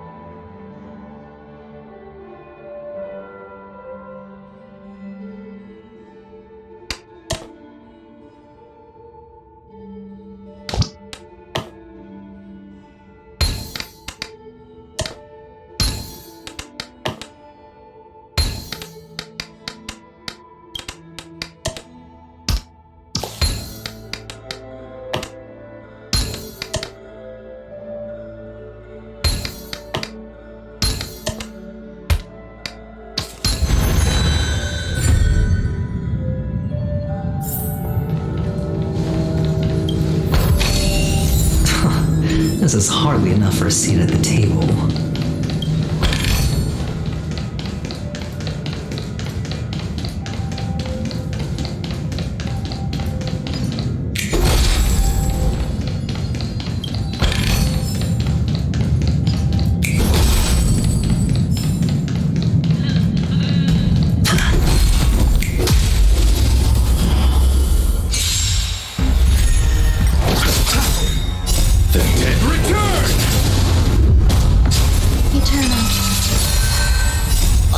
Swept away by the wind. Bust. Or maybe I'll take it off.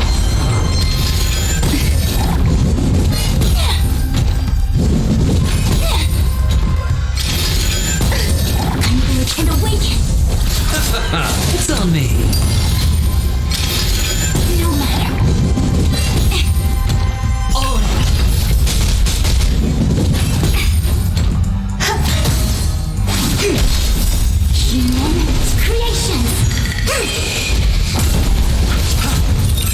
Spend freely.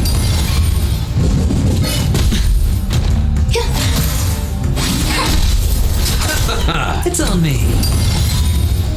Bust. Or maybe I'll take it off. Watch your head.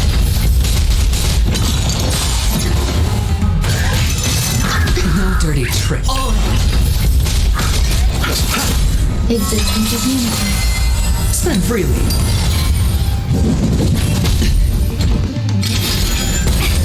Together as one. The dead return!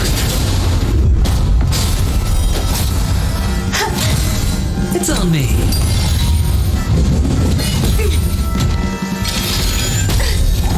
All will be swept away by the wind.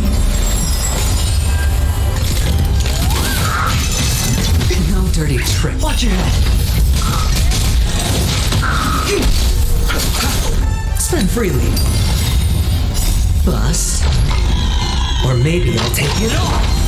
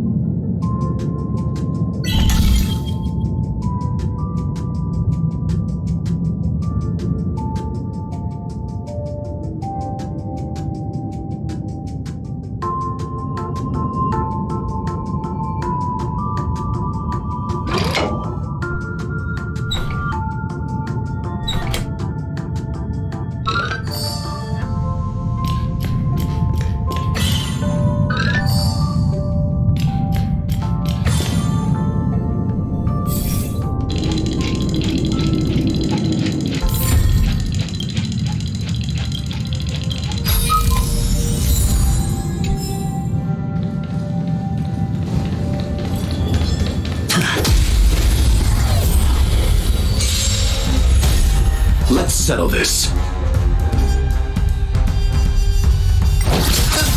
Existence is unity.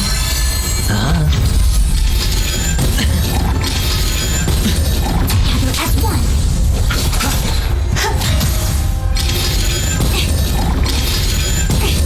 It's on me.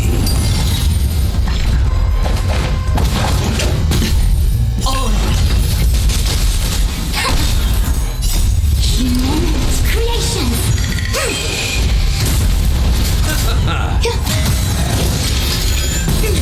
Spend freely. Bust. Or maybe I'll take it all.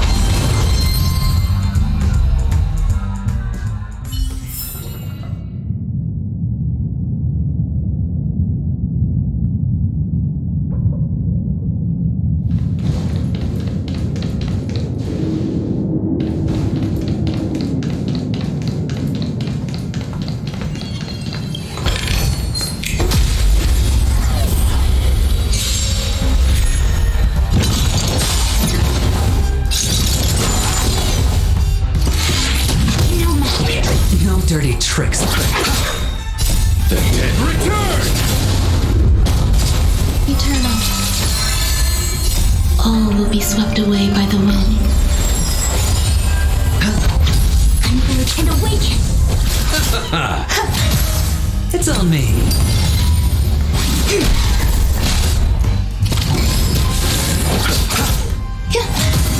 Spend freely. Bust. Or maybe I'll take it all.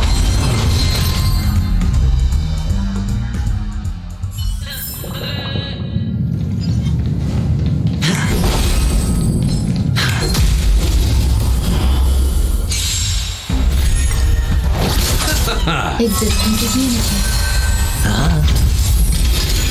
No dirty tricks. Enjoying yourself? Together as one. All will be swept away by the wind.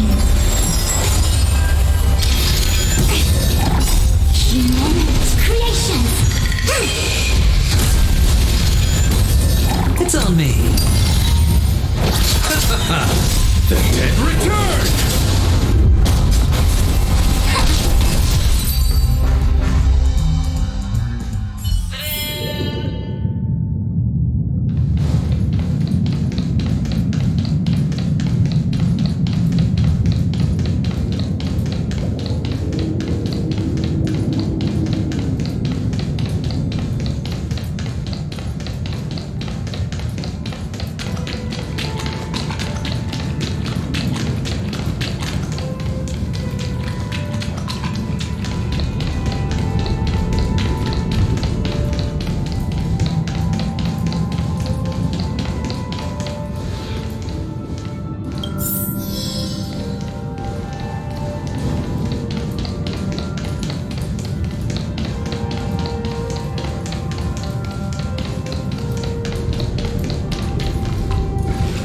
Hello! Welcome to the Golden Hour base model. I am an Oak Soldier. I will be here to guide you through the tour of the base model. Happy to be of service.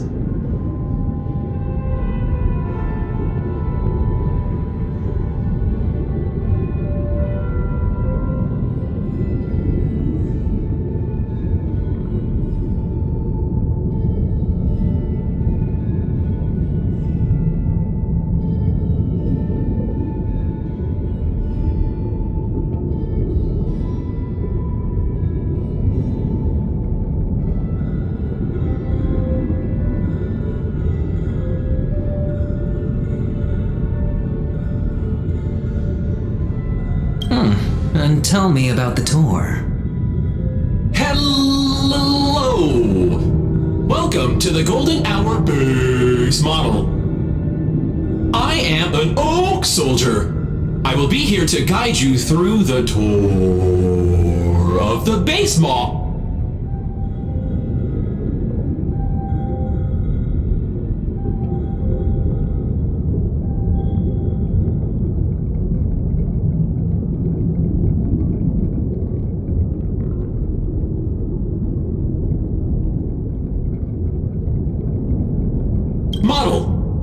to be of service. Generating guide. Please wait patient.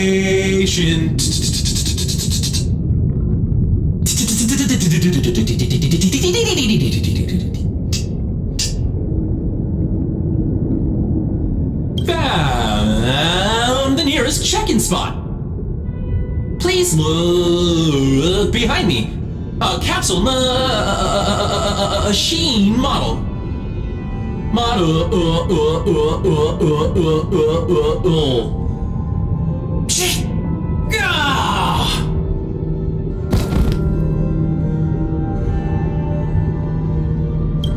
What's up with that?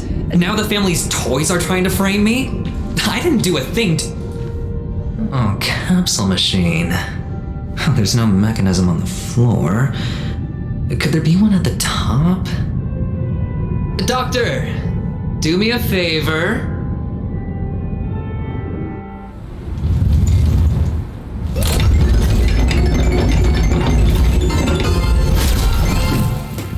So, I was right. These models have interiors that look exactly like the real buildings. The only difference is that no one lives in them. Funny that Sunday puts a miniature that makes him seem like a giant by comparison, right where he can see it first thing in the morning. Insecure much?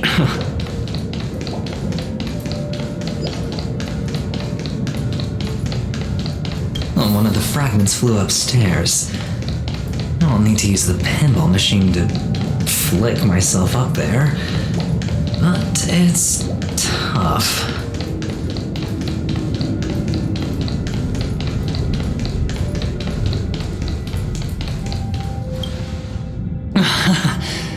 Oh, great. There's another pinball machine base here. And it's empty too. Doc! I'll need your brain power again. There's no need to yell, I can hear you.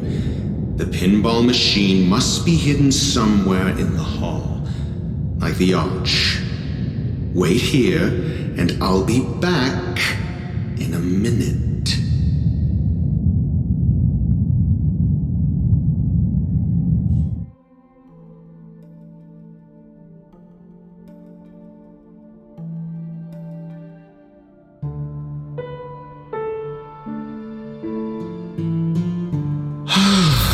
Finally, a moment of peace.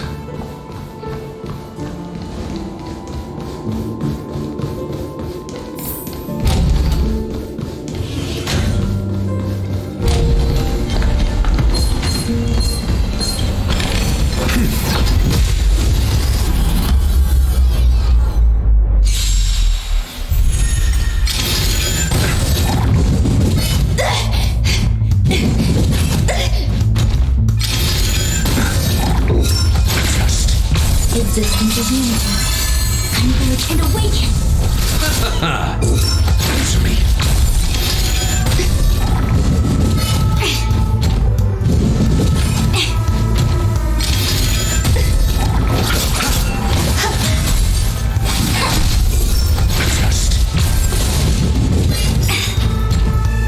Humanity's creations.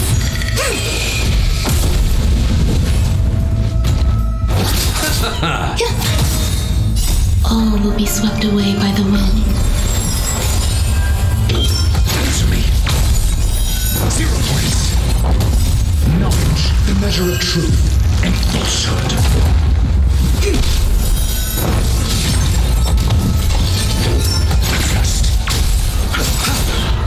The dead return! Eternal.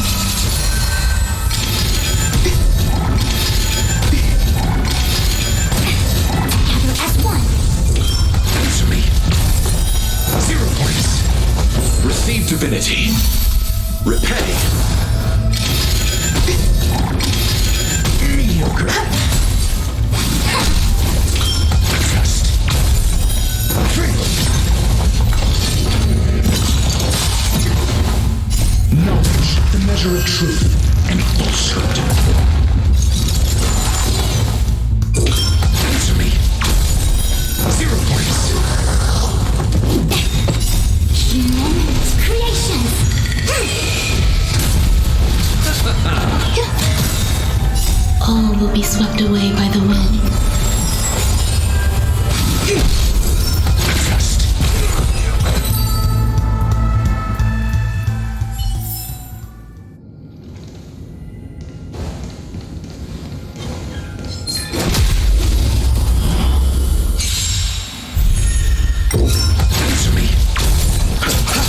Existence is unity. Enjoying yourself? Converge and awaken! The test. Knowledge, the measure of truth and falsehood. The dead return!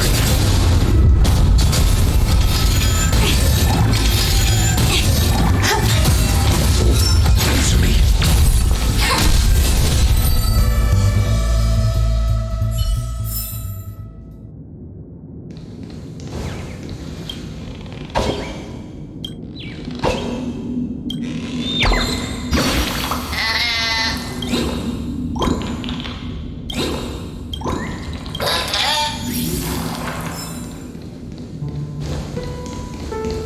That's it. Pleasant moments of solitude are always fleeting.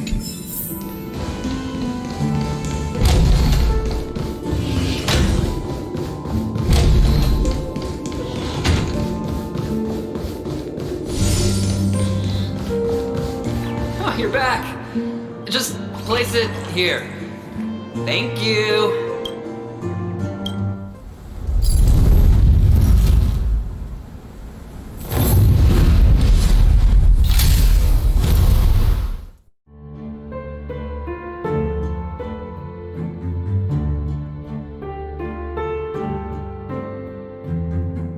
Thanks, Doc.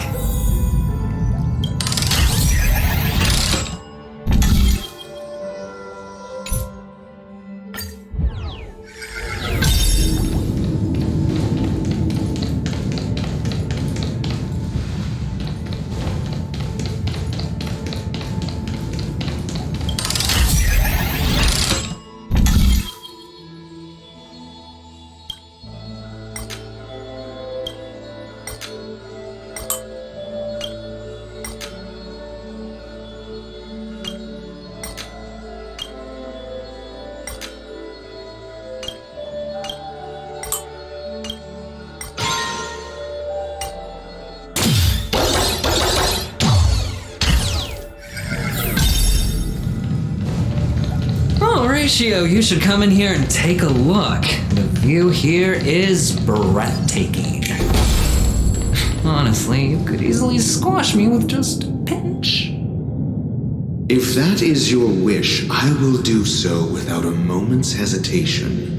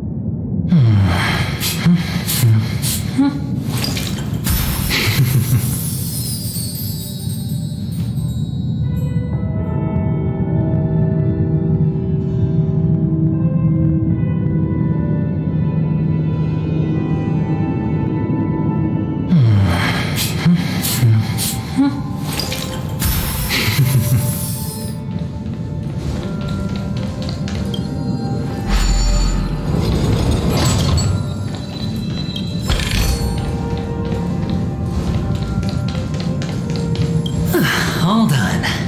Piece of cake.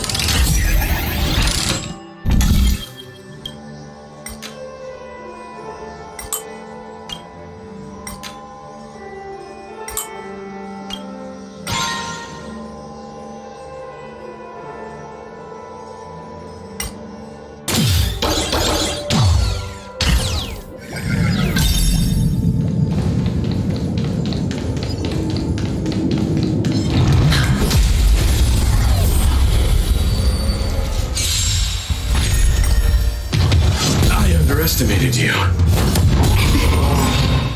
All will be swept away by the wind. Eternal.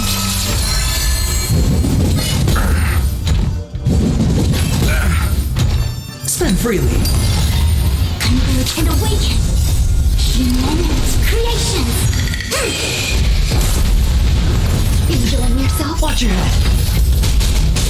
Bust. Or maybe I'll take it all.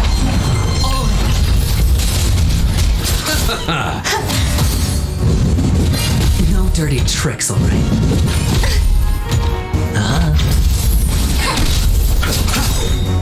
The dead return!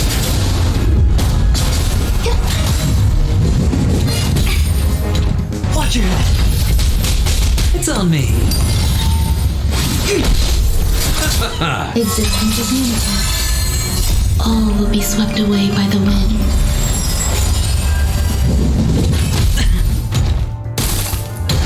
Spend freely. Bust. Or maybe I'll take it all.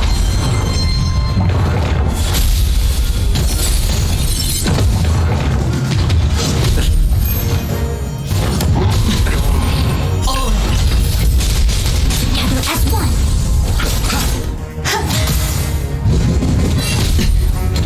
It's on me.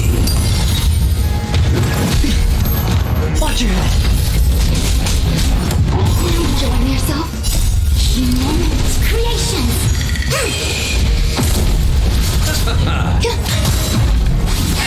Spend freely. Bust. Or maybe I'll take it all.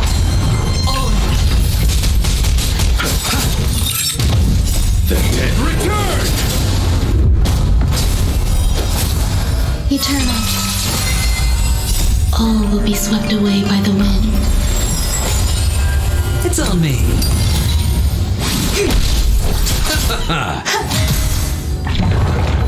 Spend freely. Converge and awaken. No dirty tricks. It's on me. Bust. Or maybe I'll take it all. Watch your head.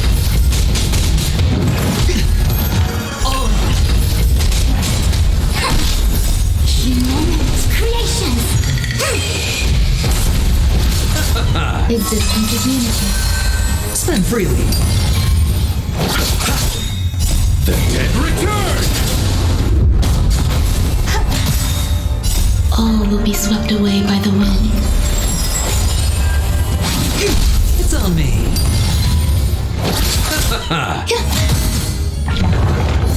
Together as one. Spend freely.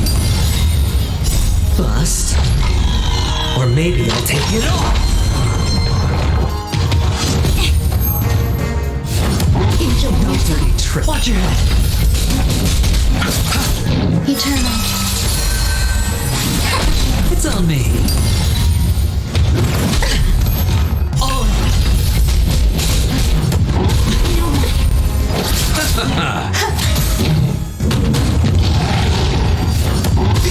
Enjoying yourself? Watch your head.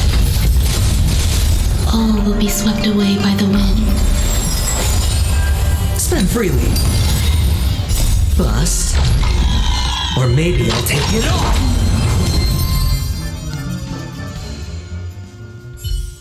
All done. Piece of cake.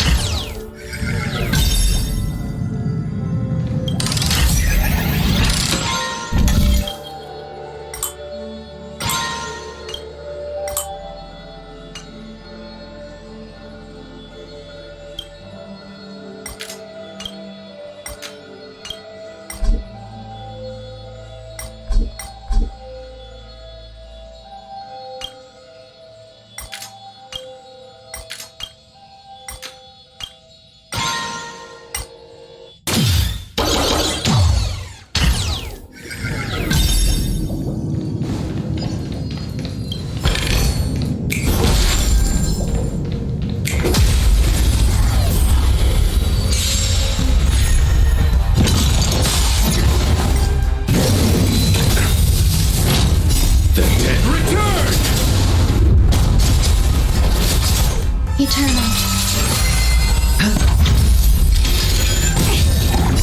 Humans, creations.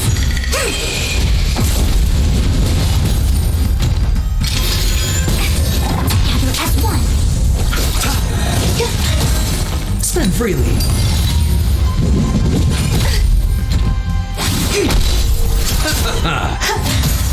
It's on me.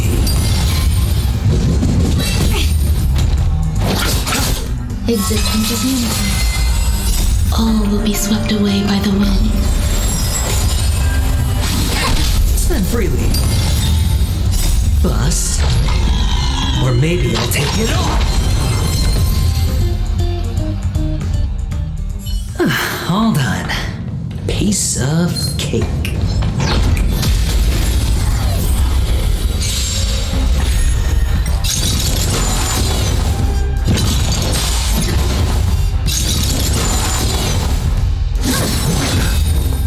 The dead return! Eternal. Converge and awaken. Humans, creations.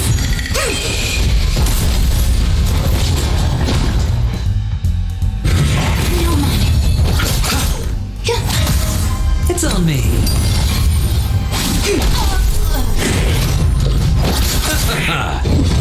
No dirty tricks. Spend freely. Bust. Or maybe I'll take it all. All done. Piece of cake.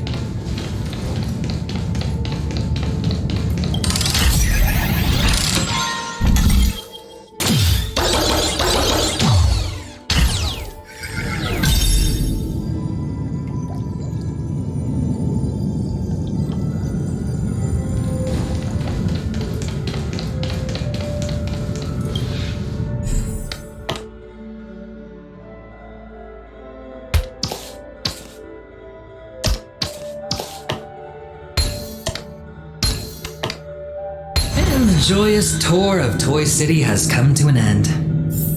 Makes me feel sad. Oh, Paniconi isn't all bad, right? I'll use this interesting experience as a talking point at the poker table.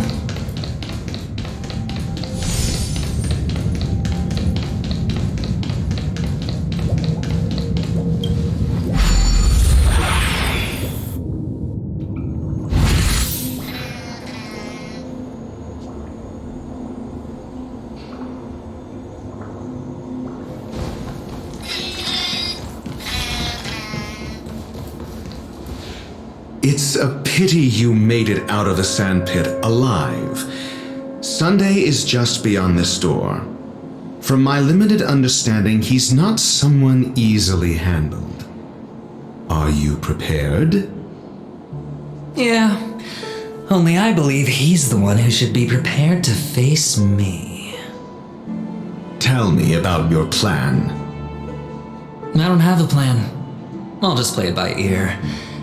There are only two kinds of bargaining chips when dealing with people: benefit or fear. Looks like sincerity isn't in your dictionary. Am I not sincere enough? There's no need to emphasize it. We've got to make good use of death. That man's sister is dead. He won't be able to turn a blind eye, and that's fear. And I'll help him find the murderer. He can't do it due to his status and position, but I can. And that's benefit. On what basis do you believe he's incapable, necessitating the delegation to someone from a rival faction? The IPC? Simple. Because that murderer could very well be a traitor hiding inside the family. Do you mean the Galaxy Ranger whom you accused previously? That was just an excuse, good doctor. There's something wrong with that woman. We need someone who can keep her in check. It's better to minimize the variables outside our control while we execute our plans. Moreover, I need to know her identity. If I'm lucky. She could be an important pawn.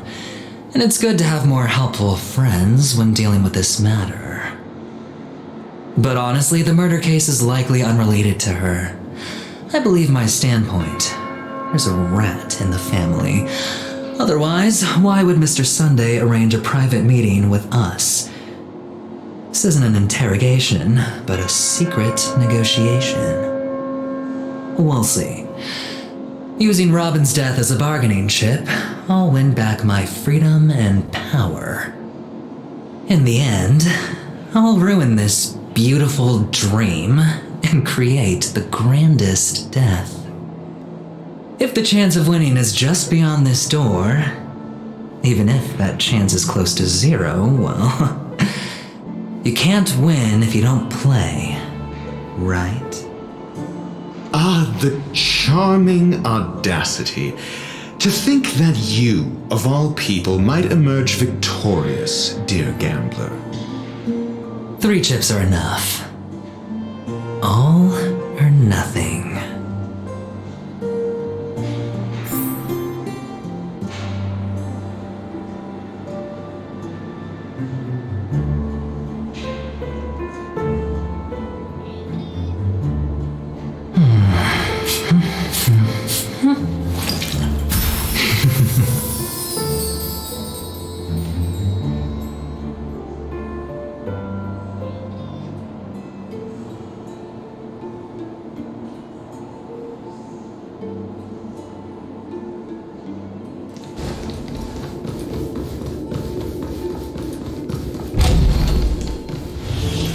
It seems my puzzles are too effortless for you, IPC Ambassador. I appreciate your words. And I see you put a lot of effort into welcoming me, Mr. Sunday. However, this is no way to greet a guest. Well, this isn't an invitation, but a summoning. Before we speak, I need to test your character. I imagine this knowledgeable doctor friend of yours has been of great help, yes? Certainly. You ought to know this better than I do. He's already faithfully fulfilled his duties, hasn't he? Yes, the doctor has assured me of your noble character. He considers you, like himself, a virtuous person who can be trusted by the family. I have come to know you very well as a person, Mr. Aventurine. You're diligent, generous, and willing to cooperate. The fact that you succeeded in overcoming many obstacles just to meet me gave me the reason to believe in your wisdom and courage. But there's one thing I must ask you. That is, you've used your wisdom at the wrong place to meet the wrong person and put yourself in a situation where you shouldn't be, witnessing a tragedy that shouldn't have happened. You don't look too well. Am I making you anxious? If not, then it means I'm on your side. If I wasn't mistaken, you'd just made a serious accusation against the family. No, you weren't mistaken. for depravity is creeping in around you. There's no need for us to be evasive. Let's talk about your sister. Your sister's talent is unrivaled in the world of show business. As you know, her voice has been out of tune since she returned to Penacony. What's more disheartening, she can't sing anymore. Who could be responsible for this? Many suspect the culprit is among the outsiders, but I know you hold a different opinion. Now your noble status has become a shackle, preventing you from apprehending the murderer and avenging your sister's death. You're feeling anxious because you're out on a limb. But don't worry, I'm on your side. I'm immensely honored by your concern for me, Mr. Aventurine. Since you're so selfless and generous, I believe you wouldn't ask for anything in return, would you? Well, naturally, you wouldn't incur any loss from this.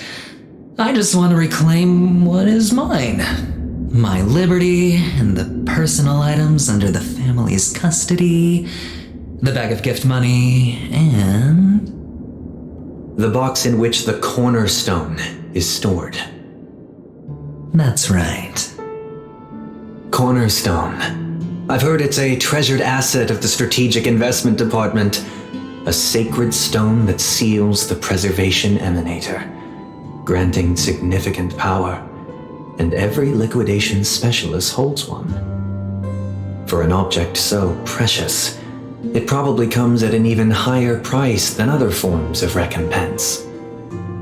Well, I'm sure you're aware of the high level of risk I'll be undertaking to bring the truth to light.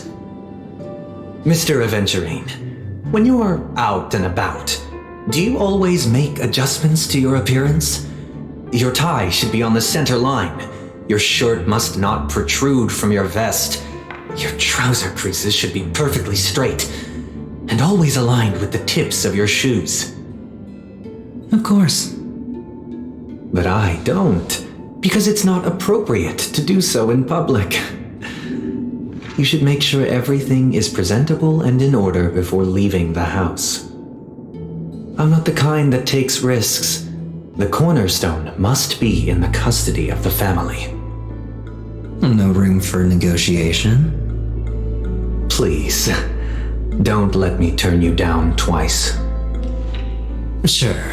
The gift money is good enough. I suppose you wouldn't mind that. After all, a merchant can't function without a bargaining chip. You compromised quicker than I thought. Unfortunately, it's a gambler that needs a bargaining chip, not a merchant. I can give you your gift money, but before that, I want you to tell me.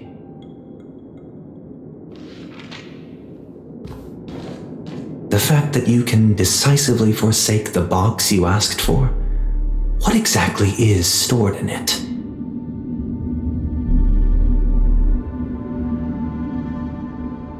Oh, triple-faced soul, please sear his tongue and palms with a hot iron, so that he will not be able to fabricate lies and make false vows. What have you done? Under the light of the harmony, all wickedness is revealed.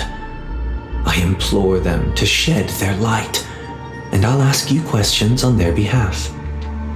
Next, you have 113 seconds to prove your innocence and gain my trust. And if I refuse to answer? You can try, and we'll see if the harmony rejects you. Question: do you own a cornerstone? Yes. What a simple answer. You, too, understand that idle chatter leads only to poverty. Did you hand over the cornerstone to the family when you entered Penacony? Yes. Does the cornerstone you handed over to the family belong to you? Yes. Is your cornerstone in this room right now? Yes. Is your memory free from any kind of tampering or deletion, encompassing but not restricted to the techniques of the Garden of Recollection? Yes. Are you an Avgin from Sigonia? Yes. You even know about that? Do the Avgins have any ability to read, tamper with, or manipulate one's own or another's mind? No. Does it matter? Do you love your family more than yourself? Yes. All the Avgins were killed in a massacre. Am I right? No. Are you your clan's sole survivor? Perhaps. Do you hate and wish to destroy this world with your own hands?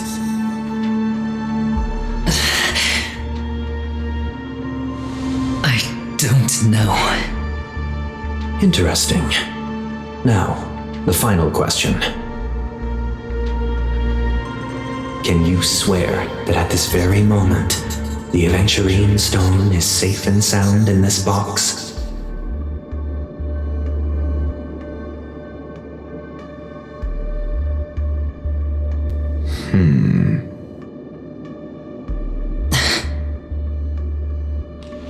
Of course. Looks like we can get an answer. Open it, Mr. Aventurine. It's your last chance to defend your honor.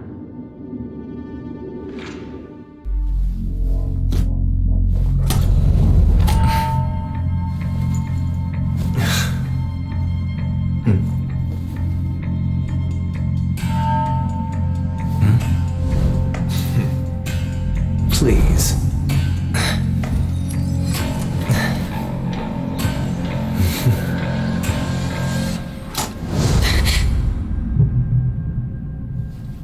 Are these what you're looking for?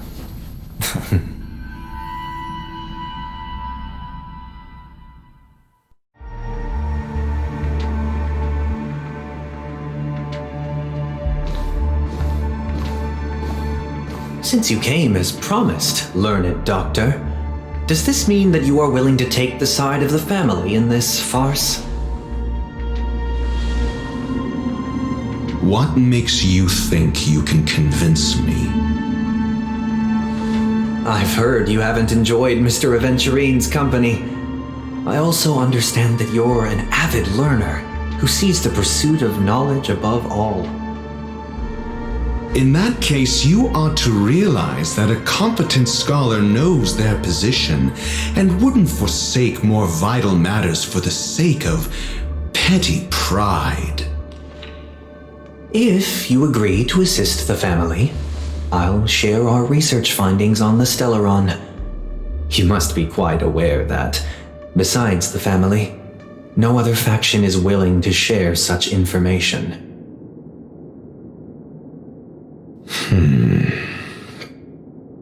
Cut to the chase. What do you need from me? I need Mr. Aventurine's comprehensive plan. Haven't you confiscated his cornerstone? You can't expect a featherless bird to take flight. But I've also heard the 10 elites in the Strategic Investment Department have united, progressing together in the interests of the IPC. You'll have to speak more clearly than that. The cornerstone, which Mr. Aventurine surrendered. Was it really his? You question whether he would entrust you with someone else's cornerstone. The 10 Stonehearts aren't as united as you think. Cornerstones are significantly more precious to them than their very own lives. But you know that he's a crazed gambler. The more vocal he is about it, the more cautious I must be. I never imagined someone would share his way of thinking. Honestly, you should see a shrink. Bring it. The box containing the cornerstone is unique, and only IPC senior staff and related members can access it. But I happen to be among them.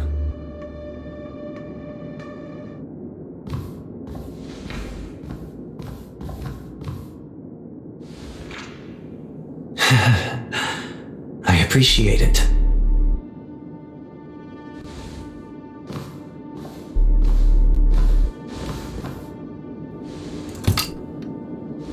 Unfortunately, your guess is correct.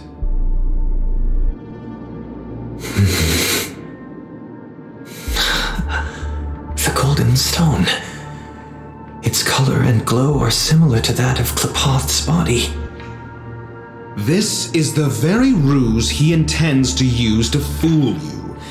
He won't reveal to you that the 10 Stonehearts chisel their own will into the cornerstones, granting them an unparalleled radiance. And this golden statue is also known as Topaz, not Adventurine, and it belongs to Topaz. So, do you wish to confront him? Not at the moment. I'm more interested to know the location of his cornerstone. The safest place somewhere you'd never think of, because he never intended to hide it. In fact, that cornerstone has been in your hands from the very beginning.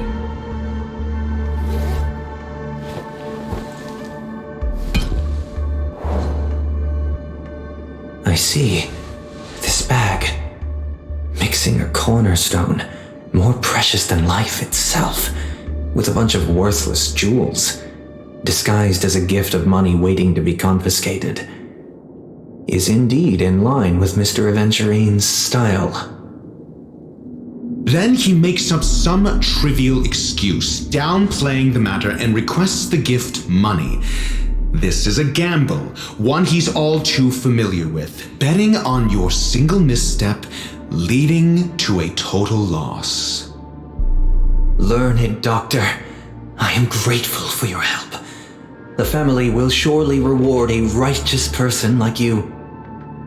As for the villain, I hope he retreats in humiliation. It was all thanks to your friend with a keen eye that I could add a blot of utter failure to your storied career. Ratio, you wretch. Finally shown your true colors, huh? Oh, and just to remind you, you currently only have 17 system hours left to live. Treasure your remaining time, and savor the delectable aftertaste of defeat. You might as well explain yourself a little more clearly. What I performed on you just now was the Harmony's consecration. You were to show allegiance beneath the illumination of their grace. Yet you acted willfully, uttering nothing but falsehoods, transforming the consecration into a trial. I genuinely see no reason to absolve you from it. Is this what the Harmony represents? But is it built upon constraint and coercion? You misunderstand, Mr. Aventurine. Punishment is meant for the irreverent, but I have seen your resilient spirit, and thus I offer you the possibility of a new beginning. Throughout these 17 system hours, you will be unable to escape the dreamscape or contact any of your companions. You only have 2 paths before you, and it all depends on whether you can complete my test within the time limit. Should you succeed, you will be able to coalesce into the Harmony and be with your family. If you fail, you will suffer the wrath of the eternal Centurion and fall into an abyss of doom. Sounds like I'm gonna end up the same either way. I indeed do need a servant to help me uncover the evil hidden in the family from an external perspective. I will purge the evil from the inside and bring the real culprits to justice within 17 system hours. When the time comes, compare your findings with mine. If both our findings align, or if you can provide me more insights, then they will truly be able to grant you mercy and honesty. Shameless hypocrites. You took everything from me and still demand the truth? That isn't fair. Your carnival reeks with the stench of cash. Nothing is achievable without it. This is meant to be an act of personal virtue, not requiring the family's support. Your bag is over there. Do as you please. I believe you can trade this bag of worthless jewels for everything you need. That's what gamblers excel at, isn't it? Off you go, Mr. Aventurine. You are free. I will wait here for your good news.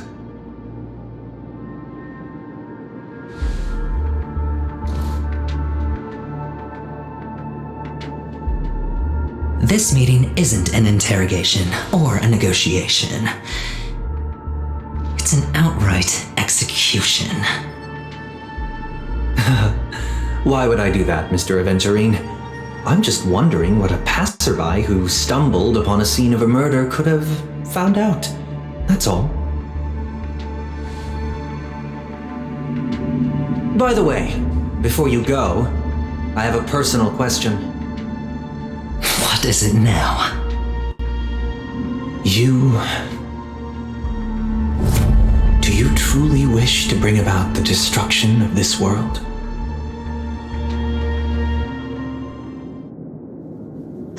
Kakavasha! Where did you go? Oh, are you injured?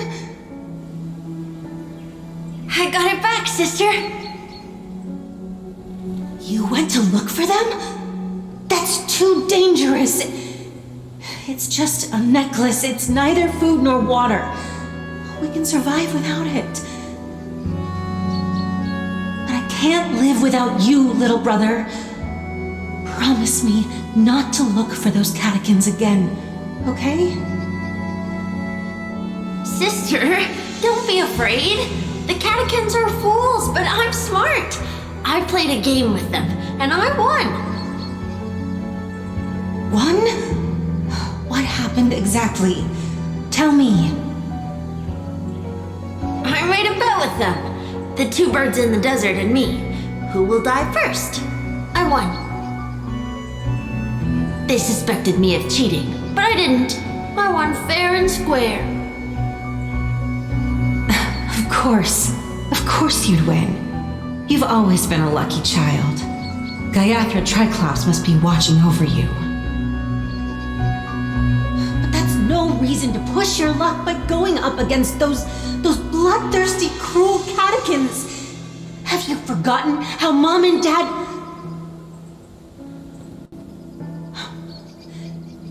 Look, this is just a necklace.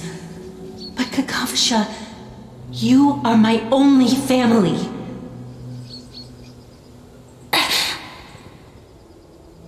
I'm sorry, sister. I thought you'd be happy. Because Mom left you this necklace. There'll be no next time. It is important, but not as important as you, my dearest brother. I don't blame you, but you must remember what Mom said. Pain and poverty are the trials of Gayatra Triclops. She has also granted us a chance, and that's your good luck, Kakavasha. Your good luck is the most precious wealth we all Avgin have. You're a child blessed by Gayatra Triclops, and can lead the clan to happiness. So always remember to protect yourself and never resent the pain and poverty you're going through, all right?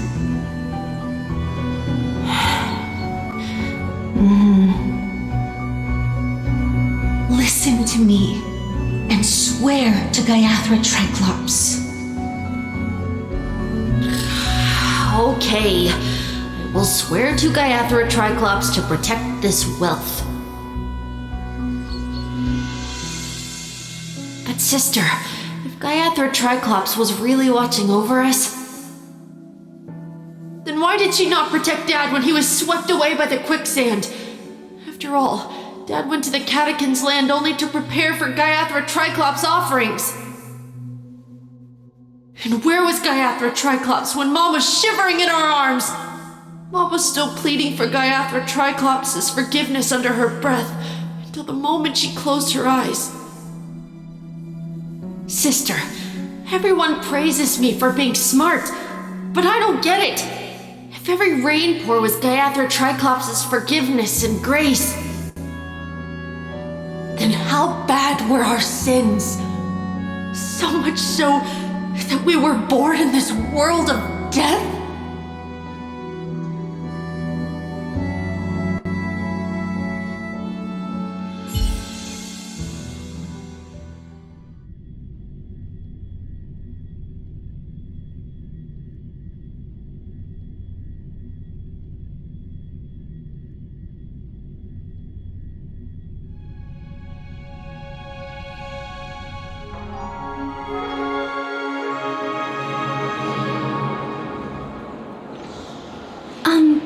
Excuse me.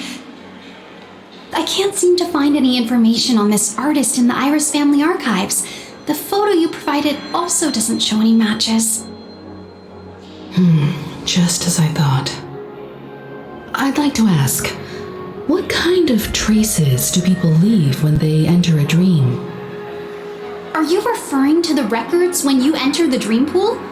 The equipment will monitor physiological indicators such as heart rate, blood oxygen levels, and body temperature in real time. This data will be included in statistics and handed over to the family for the screening of any data anomalies. Immediate action will be taken once any illegal behavior is detected.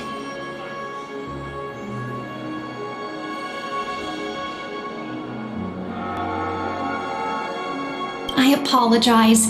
The hotel does not have access. This information is managed by the Bloodhound family. We can only gain access if there's a problem.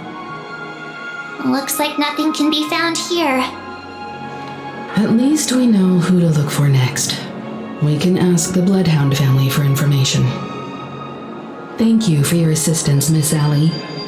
By the way, is Miss Robin doing fine? We are looking forward to her performance. Fine? What does that mean? Is there something wrong with Miss Robin? The preparations for the Charmony Festival have been proceeding smoothly, so I guess things are pretty good. I believe she will be able to put on a spectacular show for all of you. I'm sure. Sure enough, no one knows about Miss Robin. I'm not surprised. But that Miss Firefly is truly mysterious. There's no information on her in the hotel system. Even if she's a stowaway, she should have a disguised identity after entering the planet. She's also in the running for the legacy. How is she going to sneak into the dreamscape unnoticed? Is there any other way to enter a dream? Besides the hotel room's dream pool? The Memo Keepers have abilities that are difficult for normal people to comprehend. In the memory zone of Penacony, they thrive effortlessly, a fact proven to us by Black Swan. The hacker girl from the Stellaron Hunters used extraordinary means to unlock the Dreamscape Hotel's seal. According to the scene witnessed by him, it is likely that they are behind Miss Firefly's case. The Garden of Recollection and the Stellaron Hunters.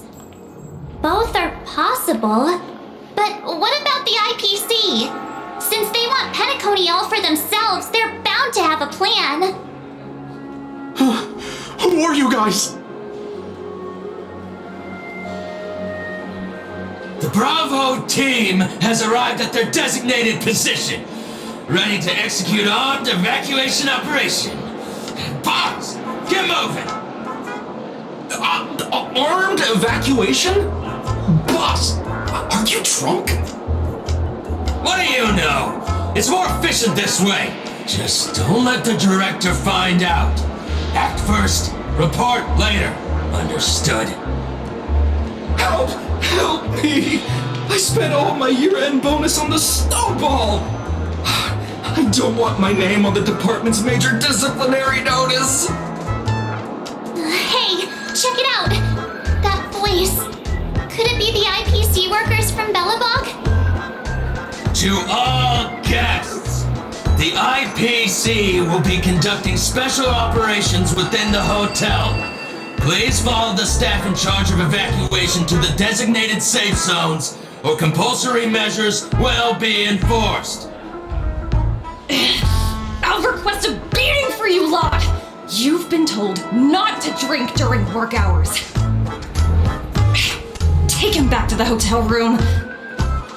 I'll organize a meeting later to properly go over how this incident report should be written. Miss Topaz? I never thought I'd run into you on Penacony. Long time no see, Astral Express crew. Aventurine has told me a lot about your happenings.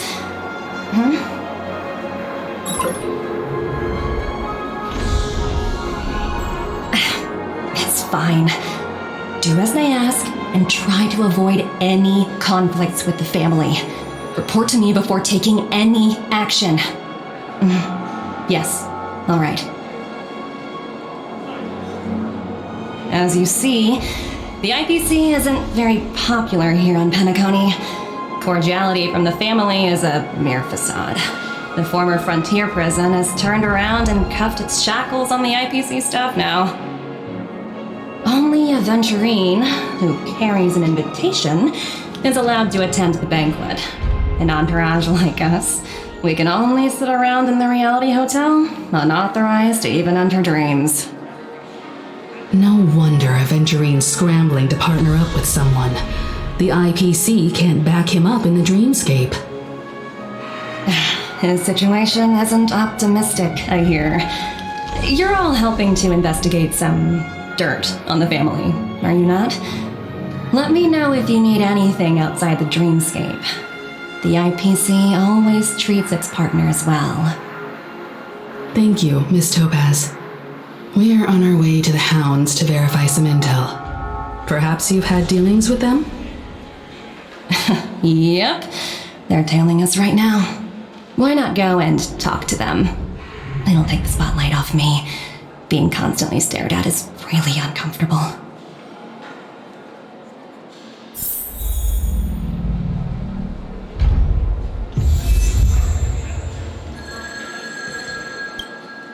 How does it feel to be in business with Aventurine? I bet you're not used to it. That's just his style.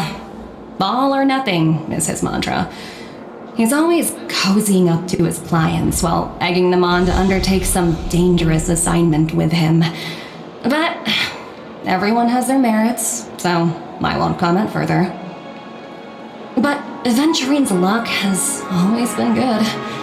He's always closed all his cases without a hitch and basically never lost a gamble. Which is why, on the issue of retaking Penacony, I'm watching with keen interest.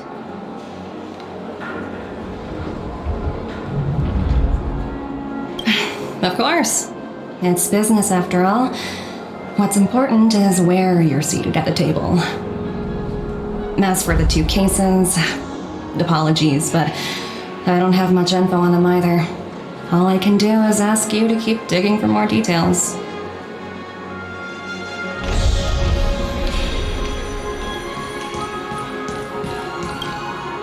We're carrying out our captain's orders. What do you want?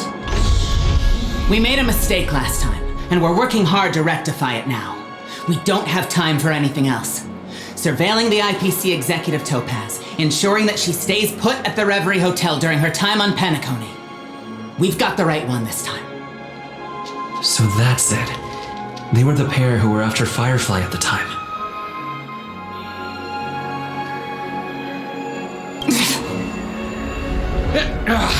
It's you again.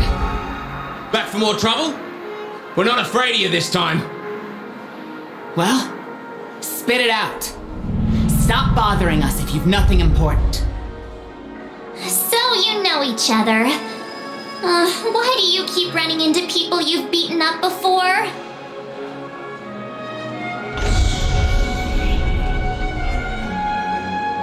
That's right. We're investigating a murder for the family. May we access the hotel's dream pool entry records? Well... Hey! The security officer instructed everyone to shut their traps before he returned from Dream's Edge. What murder? You'd better stop spouting nonsense. Yeah, that's right. We have nothing to report. Please leave. Looks like they're not going to cooperate, but they did at least tell us that the captain is at Dream's Edge. Why don't we just look for the security officer then? It's probably Gallagher, the one he mentioned, right?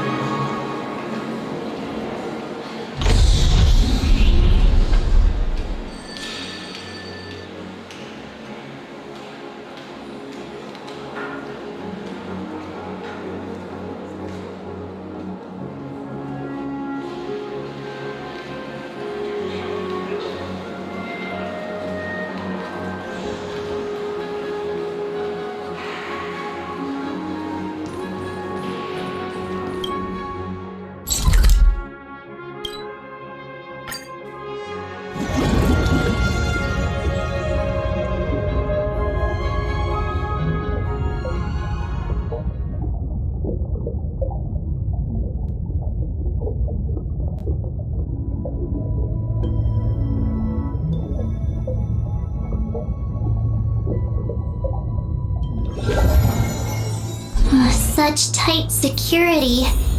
I bet they're stumped by the case as well. Gallagher. Apologies. The Bloodhound family is running an investigation up ahead. No unauthorized personnel allowed. Hold on a minute.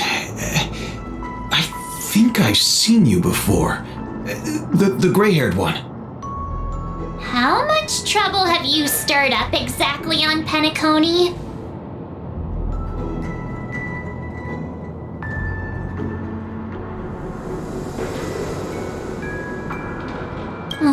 You think you look alike?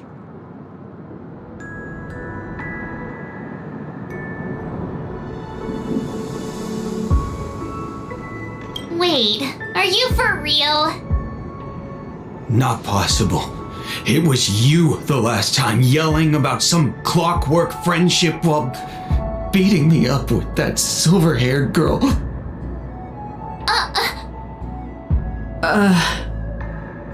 I'm not letting you get by this time. Please leave, or I'll have to get on my knees and beg you. Huh?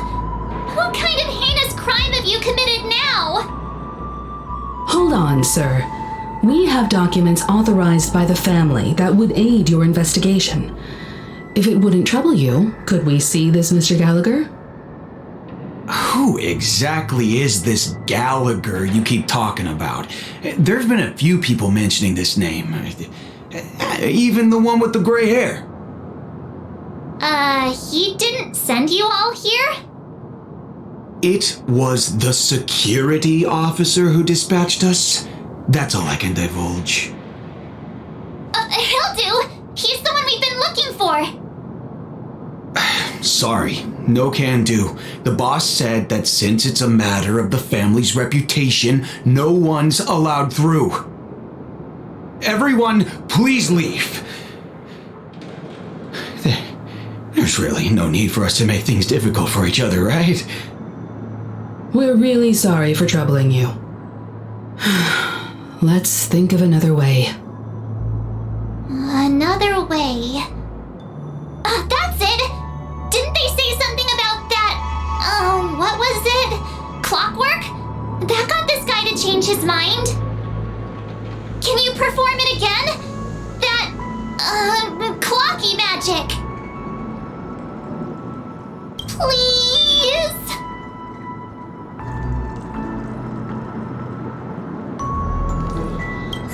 Sorry, no can do. Everyone, please leave.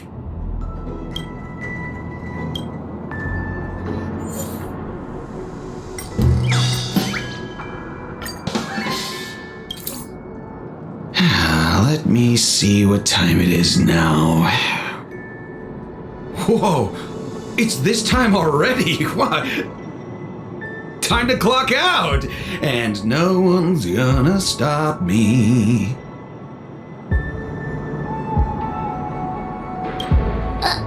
What? This clockwork trick of yours, it's kinda dangerous. At least he won't be getting in our way again. Let's go find that Gallagher and ask him the intricacies of the case. I was wondering what all the commotion was. Huh. Oh, it's you guys. Welcome. Since you made it here, what can I do for you? Hello, Mr. Gallagher, sir. Judging from your tone, it sounds like you were expecting us. Miss Himiko, you're too polite. There's no need to call me sir. Mr. Gallagher, you even know my name. Of course I do. You folks are from the legendary Astral Express and honorable guests of the Watchmaker. I had an encounter with this gentleman in the golden hour. I remember that little silver-haired girl was there too. I'm sorry for what happened to that kid.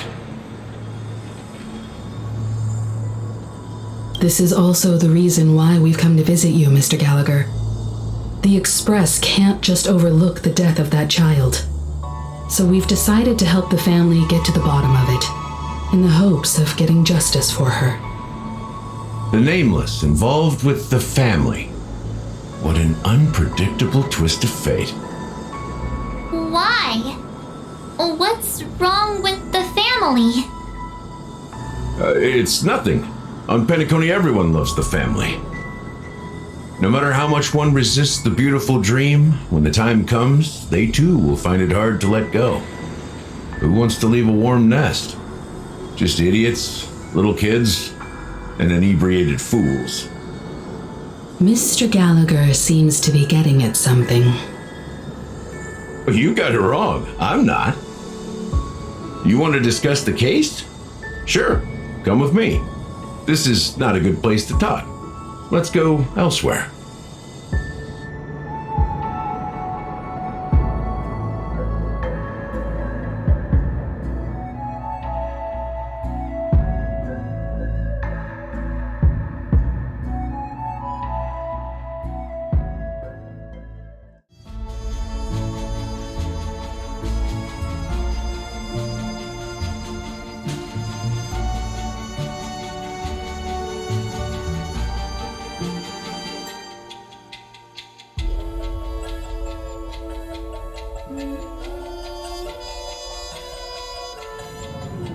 Even after that chilling tragedy, this dream is still running effortlessly. Other than the family of the Harmony, it's hard to imagine any other power in the universe that could sustain a building of such magnitude. The family itself is a huge, perfect building, like a living idol. Each member of the family sees themselves as a piece of the divine puzzle, revolving around a singular core and a shared ideal. Under their command, they loyally fulfill their roles, offering themselves while also receiving sustenance in return. Interesting analogy. Perhaps that's why Penacony's beautiful dream has persisted for so long. But the human body has its limits, and so does the Divine's. That doesn't sound like the kind of comment a Galaxy Ranger would make. Just pointing out the facts. Mr. Yang will definitely have a better sense of what's going on than I do. Why do you say that, Miss Acheron? The beautiful dream is crumbling. But not because of a particular eon, a particular faction, or a particular visitor. Its collapse stems from a certain inevitability of human nature. The family refuses to acknowledge this, and it has ultimately backfired and become a catalyst. As people immerse their souls in the dreamscape, where consequences and pain cease to exist, and only ease and pleasure prevail, they draw closer and closer to necrosis. Regardless of the perceived bliss, death looms as the inevitable conclusion. Also, this necrosis will diffuse and spread. One piece of the puzzle's mutation will eventually cause the entire building to shake, break, and crumble. In the end, the dreams that people built in the name of freedom became the cage that imprisoned them. I'm sure you've gained a lot from this trip, Miss Acheron. Are you willing to share your findings with me? Of course. That's if I remember.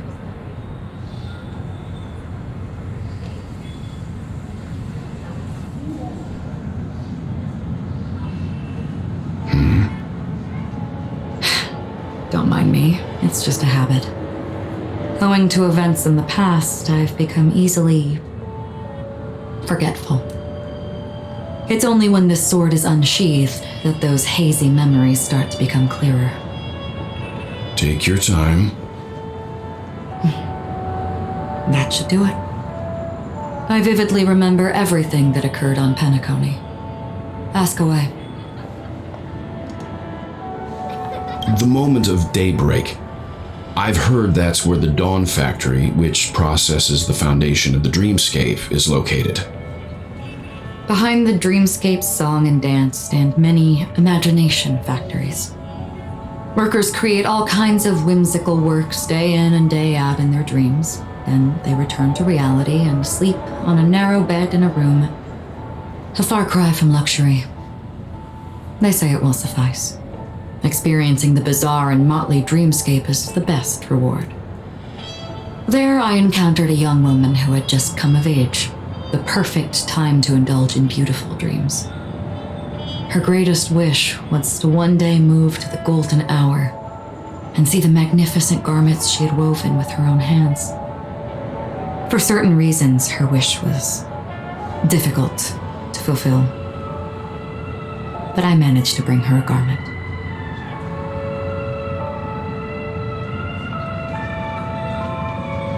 Gilded Hour. It's said to be Penacony's currency center. Yes. It is a fortress-like financial city, the economic heart of the dreamscape. The Pepeshi people of the Alfalfa family are there to keep it running, sending blood that is made from money everywhere on Penacony. Everyone there is exquisitely dressed and always in a hurry. The greatest wish of the local Pepeshi people is for their future generations to work in the Gilded Hour. I've never met anyone who is willing to talk.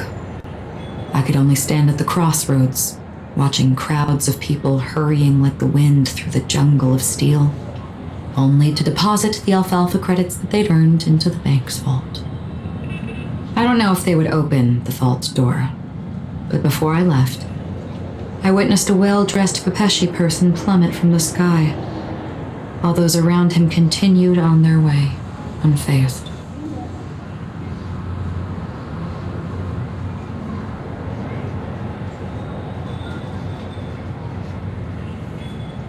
I hear the Blue Hour is very romantic. Do you have any tales to share? Perhaps Mr. Yang has heard. There is a large boat called the Eventide anchored along the Sea of Dreams. where soft music and dancing persist endlessly every night. I ran into a wizened lady there.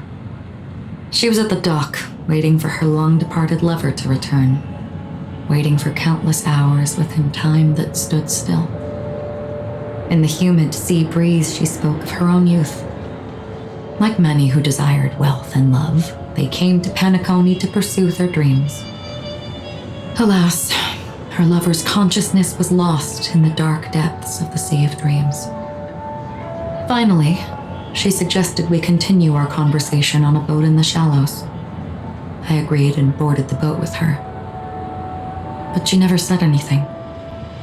Her eyes absent-mindedly gazing at the horizon for what seemed like forever. Finally, we retreated to the beach.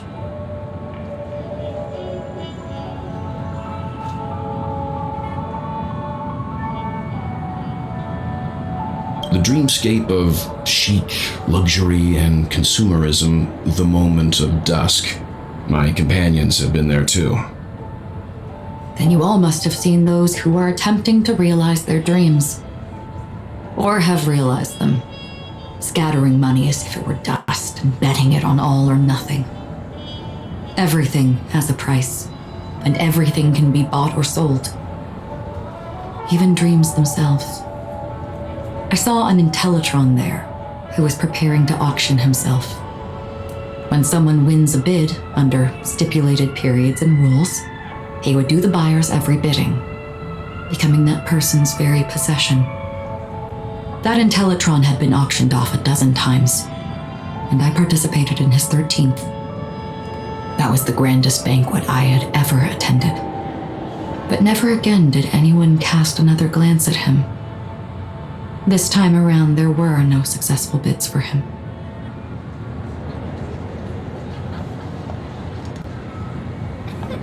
This is what I've seen and heard along the way.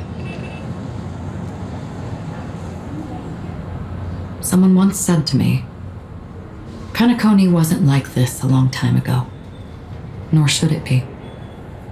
I've traveled through the reality and dreamscape of the planet of festivities, watched the tides of night rise and fall when time stopped for people,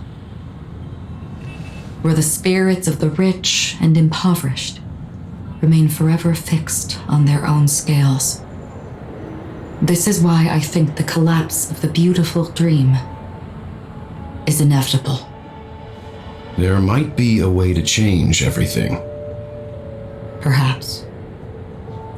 But if this is indeed the world that people desire, if this is precisely why life chooses to slumber, should we still seek to change it?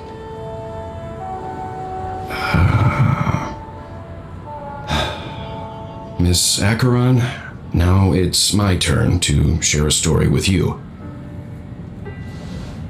There was a man from my homeland who, at a time when the world was grappling with deep, unhealable pain, made a choice.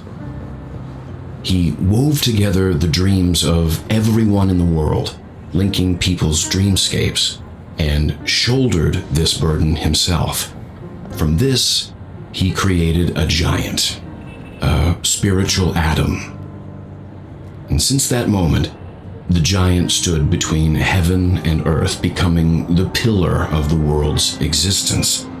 As a price, those who found it hard to move forward, who could not advance, forever lost their future.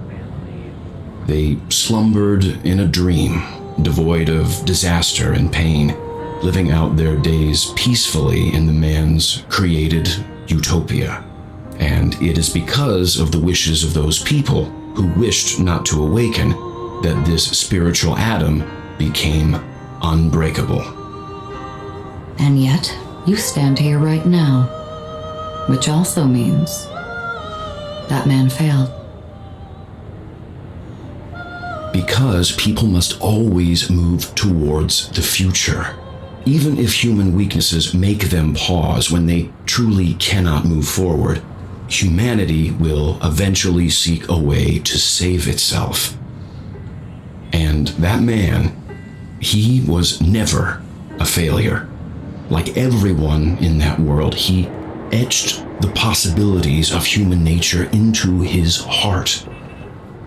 He was the sun chaser of legend, soaring towards the sky and embracing his final victory with his fall. He ascended to heights uncharted, only to come face to face with the sun, a place not visited by anyone before. His wings would melt because of it, only for him to fall into the sea. And after that, countless others would surpass him, soaring to even greater heights. A fitting metaphor for the Nameless's trailblazing spirit. Thank you, Mr. Yang. I know what you wish to confirm. The universe has innumerable similar, yet different worlds.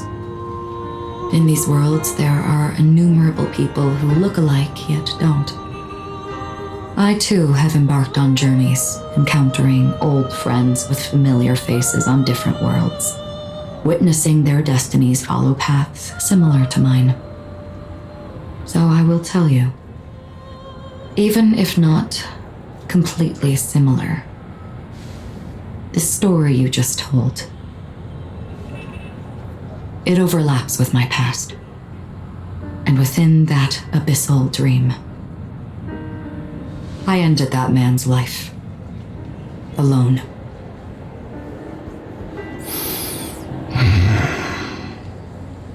I am not who you think I am, nor will my home be as fortunate as your world. I am sorry.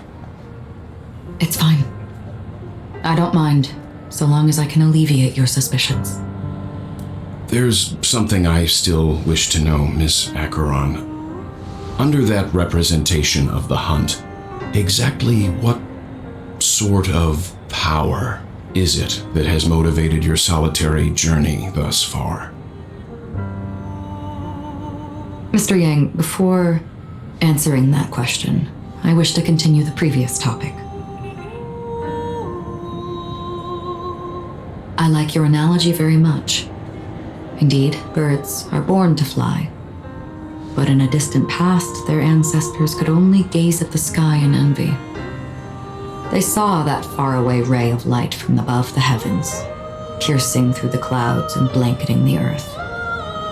And so, time and time again, generation after generation, the birds spread their wings and took to the sky, attempting to touch its ceiling, all because the sun was there. Then, what if the last bird finally soars into the sky, only to realize that the end of the light is not the sun, but darkness? Then why, exactly, do we even walk towards the light?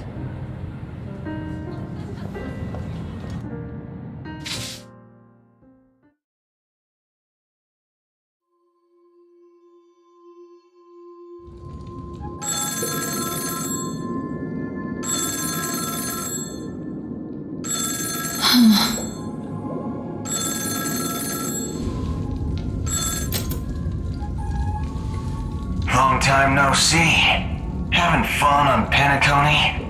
Acheron? This voice, it's not Constance. Could it be her companion? Though I don't know exactly what you are, or what you're up to, my bullets will find you. Until then, you best find a casket store on Penacony and ask the owner to reserve a good quality casket for you, imposter.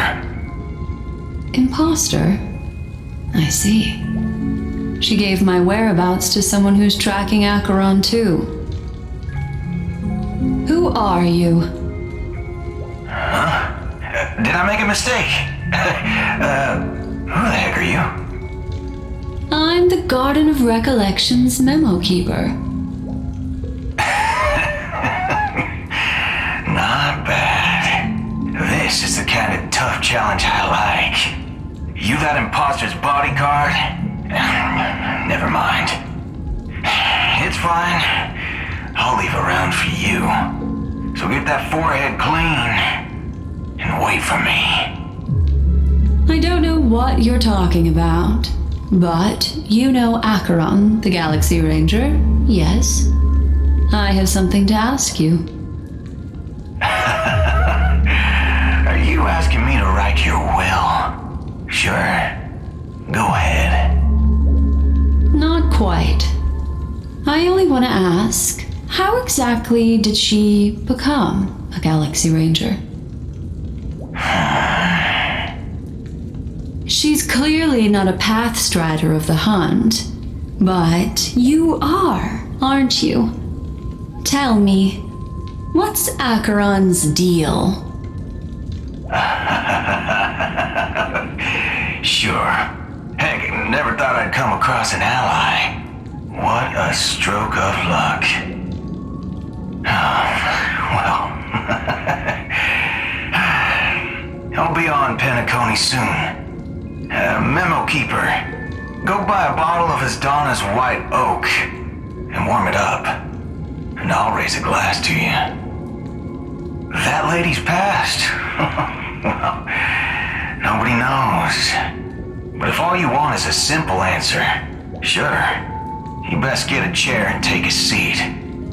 That woman, named Acheron, is an emanator who should not exist.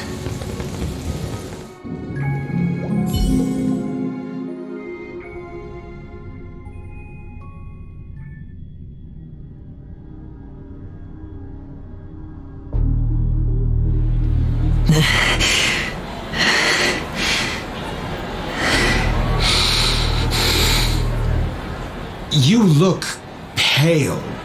Or is that also part of your act? I didn't think you'd have the nerve to show yourself. I thought this was exactly what you wanted. After all, I faithfully fulfilled my duties as you instructed. Just tell me if you can't hold on any longer.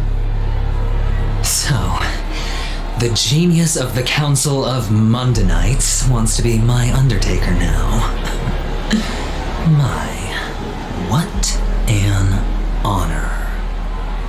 Yes, and I'm pretty sure the people at the Strategic Investment Department would love to be notified of your death in due time.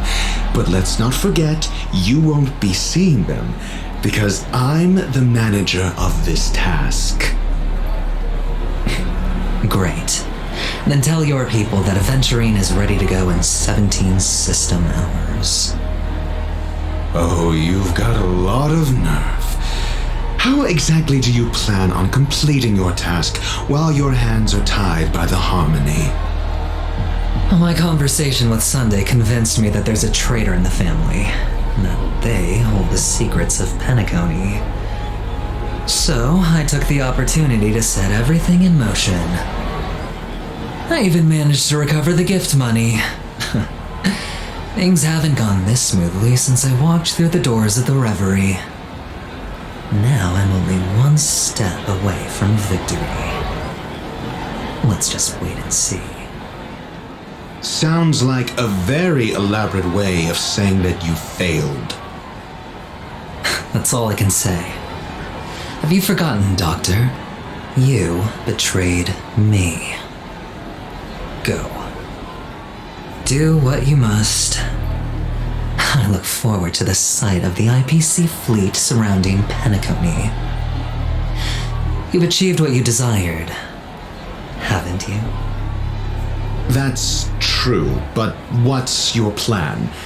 Did you conceal an orbital support beacon in that gift money bag? Well, who knows?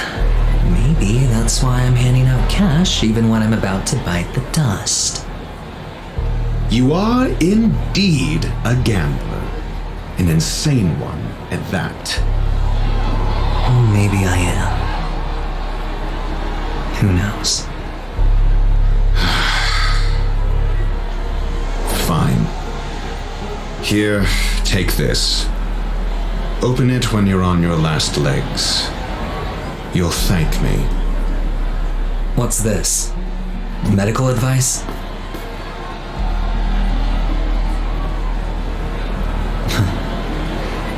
You catch on pretty fast, Doctor.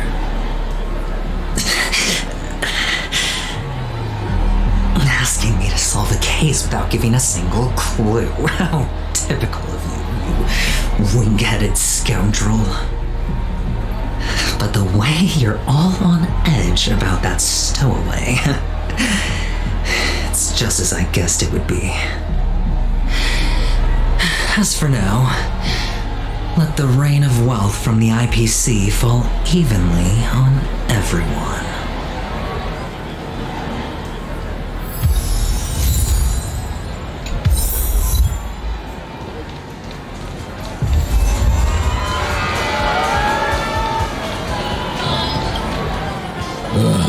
The world has truly lost its way.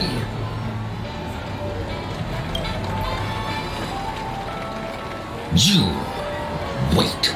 I get it now. This is some sort of prank show, right? You must have some cameras set up around here to film yourself doing good deeds, right? You youngsters are always looking for a quick way to get an audience. But you know what? A truly great show never comes easy. A great show will start soon, old man. But before that, I need to ask you something. Do you know where I can find death in this dream? Ah, I see. Another fearless youngster looking for death, huh? Well, let me give you a piece of advice. Don't think you're the first one who's ever thought of that idea. Death? Not even remotely innovative. I bought it from Dr. Edward. He claimed it was some exclusive fancy schmancy stuff. Now, but what a disappointment. The effects were awful. First, some monster covered in eyes stabs you in the gut. And then all you see are blurry glimpses of buildings and lights. The sky was spinning so fast it almost made me puke. Is that all? Yeah, what else can you expect? Don't put too much stock in the Penacony movie industry. They even call this junk groundbreaking art. Can you believe it? What a joke. Well, I'll leave you be then. I hope you have a wonderful day. A monster covered in eyes. That sounds like the Memory Zone meme. But buildings and lights... I don't think those have anything to do with death. Well, that whole dream bubble was probably created using rumors and gossip.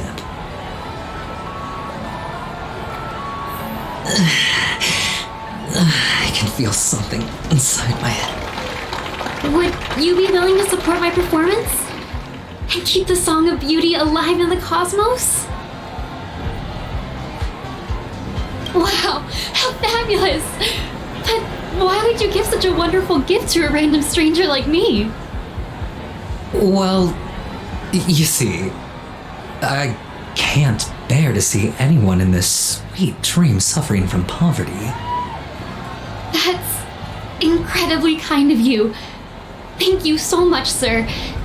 If you ever get the chance, please, feel free to come by and indulge in my singing. Sure thing. Oh, by the way, do you happen to know anything interesting about death?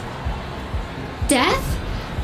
That's a pretty scary topic, and it doesn't really match the mood of this sweet dream. Oh, you see, I'm a tabloid reporter collecting ghost stories in Penacony. As you know, the more chilling the stories, the more attention they get. Maybe you could help me out. Well, if you're up for some gossip, it's not about death, but there have been some rumors about a guest at the Reality Hotel who fell into a deep sleep and didn't wake up. It was like they were in some sort of coma. Nobody knows what caused it, but Luckily, the customer eventually regained consciousness. Well, all customers are under the protection of the family, after all. Thank you. This will make for a very juicy headline. May Shive protect us. Unexplained coma. That's actually what happens to your body if your brain dies in a dream. But unfortunately, the customer ended up waking up in the end.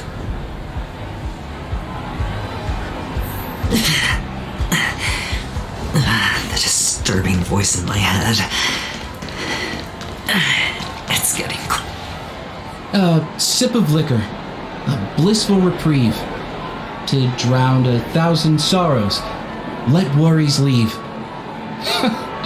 I know I have what it takes to become a poet.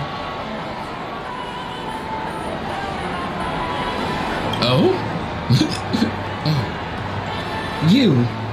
You're giving these gems to me? Didn't expect to meet such a generous soul in this place. Or are you just pitying me? Well, it really doesn't matter. As long as I have Soul Glad, that's enough. This is just a dream after all. You really shouldn't drink so much Soul Glad, my friend. It's not good for your health. Oh. Maybe I really should quit. But not before meeting the Devil of Soul Glad. The Devil of Soul Glad? Care to elaborate? Yeah. It's a seahorse with a long neck. They say it loves to appear to drunk people, especially the ones who are passed out on the side of the road. How funny. Yeah. Very funny indeed. Thank you.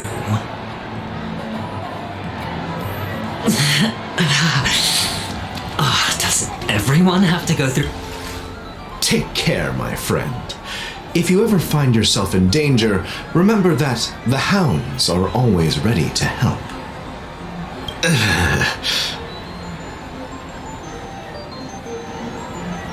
You don't look good, my friend. If you need assistance, I can contact the hotel and have them wake you up forcefully. That won't be necessary. I have some business to attend to. But thank you all the same. All right then. If you ever need help, don't hesitate to reach out to us hounds. Well, actually, I do need a favor. As the most outstanding hound in Penacony, have you come across any stowaways recently? Stowaways? How could there be stowaways in Penacony? We've never had anything like that before. All right. Good luck with your work then. What was I even thinking? Family would never share intel with the IPC.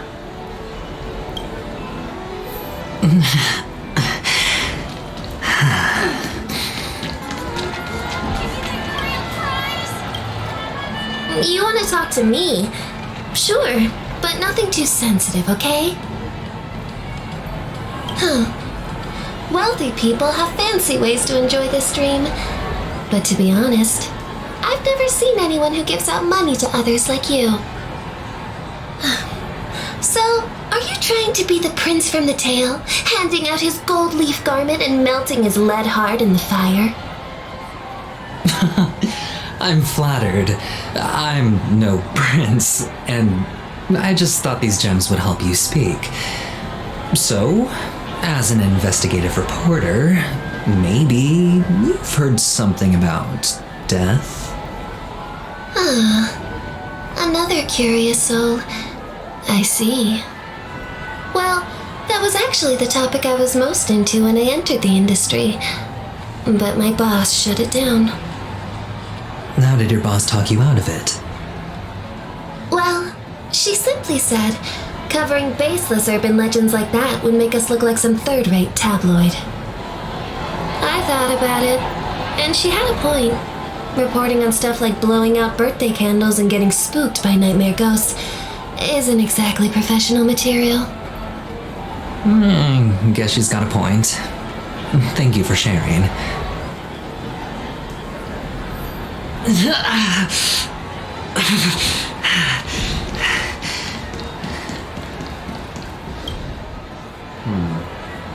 Were you wanting to talk to me? Sorry, I thought you were checking out something behind me. Is this a gift for me? Are you sure this isn't some kind of mistake? Yes, it's for you. Just take it. Is this for real? Someone is actually giving me a gift. Not for my parents, but for me. Thank you. Thank you so much. Oh, it's not much. I just want to ask you something. I knew it. What's on your mind? Are you trying to ask about my father or my mother? Neither. I just wanted to know if you've ever heard about death in the dreamscape. Oh, you sound just like my father. Always warning me about danger, even in dreams. He's an Intellitron, so his dream entry methods are different from us organics. Can't count on him to protect me if something does go haywire. Funny, right now I'm still under his protection. How ironic. Hey, stay positive. Gold will always shine one day, right? The Devil of Soulglad, Dangers in the Dream, and Nightmare Ghosts.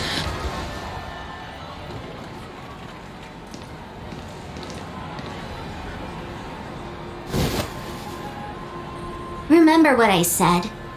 You Sigonians are better off hiding in the sewers. Look at you, snooping around and sticking your nose everywhere. Is the smell of death so enticing, my fine fellow? Oh, it's you, masked fool. I should have guessed it. You're the imposter who appeared on TV after Robin's death, right? I heard you got caught by the family. I gave you a clear clue. Befriend a mute. Simple and straightforward, you know? And what did you do? You messed it up and ended up as their prisoner. I told you to make friends with a mute, not become one yourself. You really let me down. What do you mean? You know better than I do. Who watched the little songbird that couldn't sing perish right before their eyes? You did, Blondie. No, I mean... What did you mean by becoming one myself? Well, it means you'll soon end up like her, unable to speak ever again.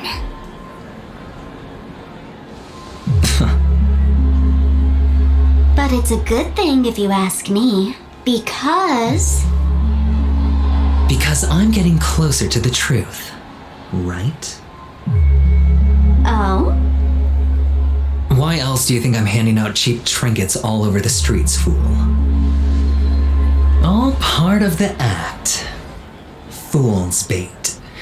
The more pathetic I seem, the more likely you'll come sniffing around. So, now that I've drawn you out, will you reward me with an answer for my efforts? Why should I help you? Don't you want to see Penacony descend into... chaos? Well, I can make that happen. I just need an answer to one question. Back then, when you asked me to find a mute, did you really mean Robin?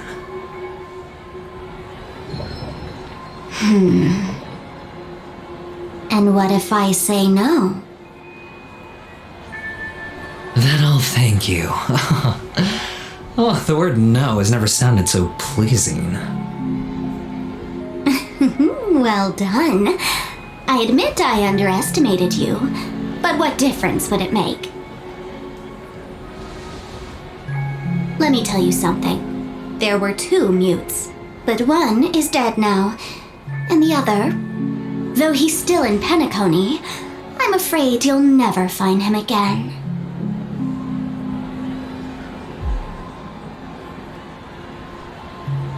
Now I'm completely sure that I was on the right track from the beginning and never strayed, fool. Right now, there are only 2 things missing from my grasp: the meaning behind the truth and the means to expose it. How impressive. That's quite a fancy way of saying I haven't learned anything so far. Not exactly. I've gathered enough clues to prove its existence, and that's enough for me. As for the answers to my questions, I'll find them within 16 system hours. Oh, really? Only 16 system hours? Well, let me lend you a hand. Here you go. This is my precious, mutually assured distraction button, and I have one just like it. When either of us presses it, the other and the whole of Penacony will go up in smoke. If you're really so desperate for the IPC to take over Penacony, blowing up the chessboard isn't a bad idea. Start from scratch. That's where the IPC excels, right?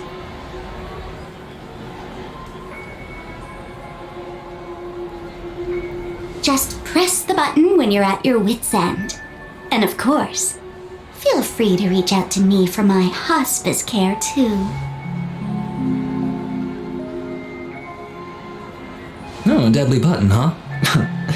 Well, I guess the family didn't take your threat seriously at all. Otherwise, how on earth did you manage to bring it in here? I have my own ways. That's all you need to know. Well, I'm afraid I'll have to decline your offer. Who knows if your little gadget will actually work. By the way, I have no plans to search for the other mute friend you speak of, but it's good to hear that he's still here in Penacony.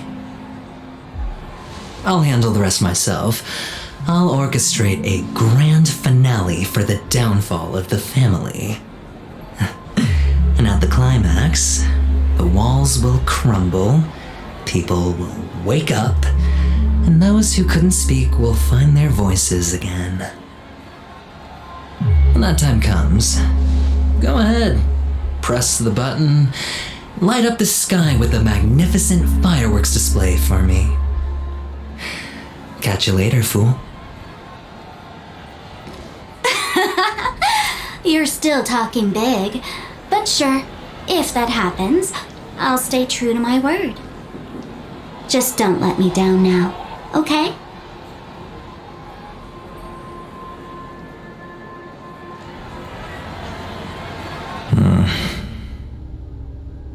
So, number 35. You're back. Like your new lucky charm? Can a commodity code really be considered a lucky charm? Silence! I didn't give you permission to speak, you Sigonian hound.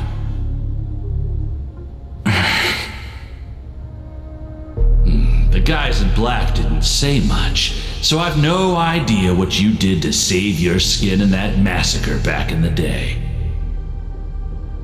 But I figured you must have had good luck, so I bought you. From now on, you and your good luck are my assets. Are we clear? Your first task is simple. In addition to you, I've purchased 34 other slaves. Go and play a game with them. You came out alive after 2 days. It proves that you are the real deal. You're insane. Testing out if you're a good product. Aren't you worried that the money you spent on me will go to waste? I've got stacks on stacks, Blondie. The slave market is never short of self-righteous brats like you. But you look good, and that's why many customers are betting their fortunes on a scrawny brat like you. So go along now and don't let your master down.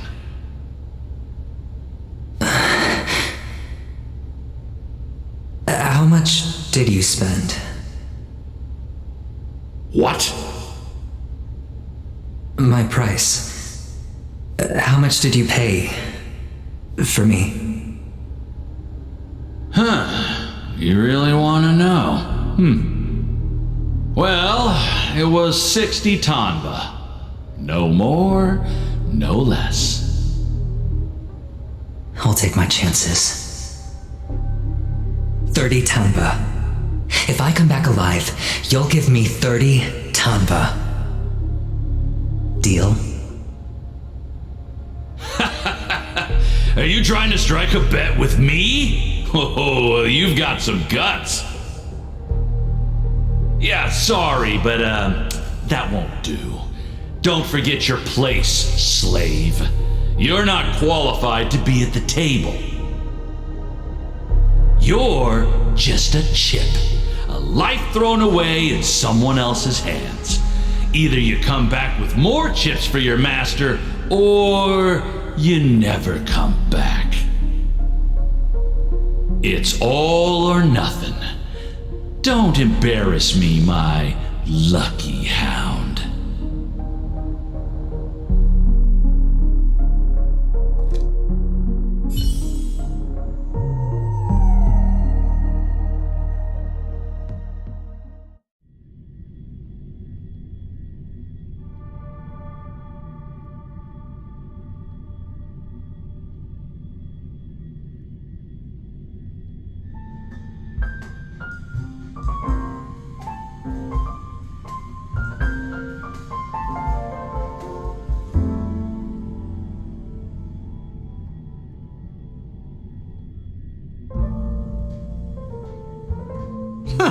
What brings you here, Gallagher?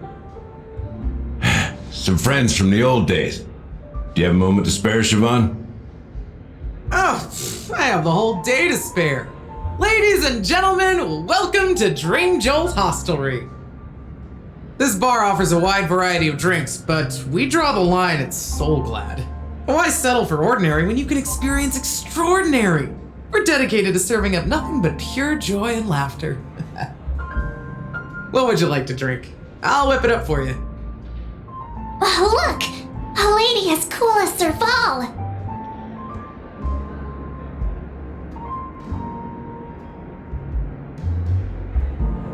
Who's Serval? Will you introduce me to her? Huh? Oops. She's heard us. Just spare them, my esteemed bartender. I'll take over the bar today. I'm getting up there in age, and I need some practice before I forget the skills that used to put food on my table. Where did you stash the ingredients? They're all under the counter. Since our guests have traveled from afar, shouldn't you whip up some special drinks? That's exactly what I had in mind. Hey, my friends, do me a favor. Go around the bar and bring me any ingredients you fancy. The discussion might take quite some time, so I'll prepare some customized, non-alcoholic drinks for you. In the bar? But aren't all the ingredients right there on the counter? Why, we're in a dream, my lovely lady. You can help yourself to anything if you wish for it. Comfort, hunger, confusion, or even boredom. It's all within reach, right at your fingertips. Oh, did you hear that? She just called me my lovely lady. Even in reality, mixing drinks is more than just throwing ingredients together. A bartender needs to capture the bar's atmosphere, master technique, and spin a tale of mystery and anticipation. Only then can a perfect drink crafted with a customer's life story be created. In other words, what you get from your drink is down to luck, so don't overthink it. Indecisiveness has no place when it comes to enjoyment.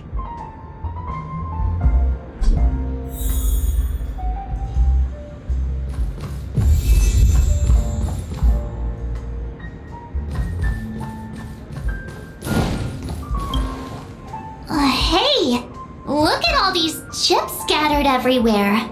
A few days ago, an actor from the Iris family came. Caused a ruckus for Siobhan. Those chips must have gotten scattered during all the chaos. Nah, it turned out to be a landslide victory. That being said, opening a bar in this place, filled with monsters, is quite a feat.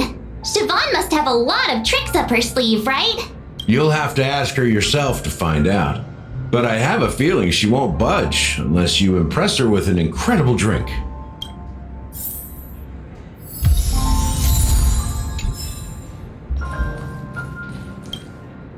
It's Soul Glad! But I thought they didn't sell Soul Glad at the bar. Let's give it a shake. Nice, it's still fizzy and has a long shelf life.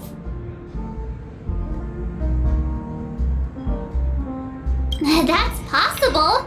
You see Soul Glad everywhere these days, so it wouldn't be a surprise if someone brought a bottle here. Why don't they sell Soul Glad in this bar? Did something happen? It's all about the bartender's pride. It wouldn't make sense for customers to come here and order drinks they can find anywhere else. That's the mindset I use when I brew my coffee. You're right, Himeko. That's quite a stash. Not sure if it's enough. Stay out of my way. I'm looking for Siobhan. Huh? What's all the commotion about?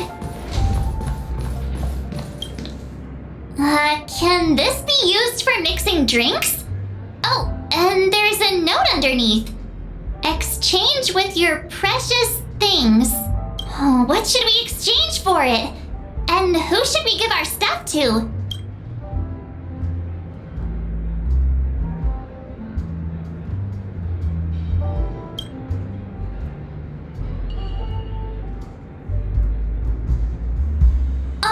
Whoa!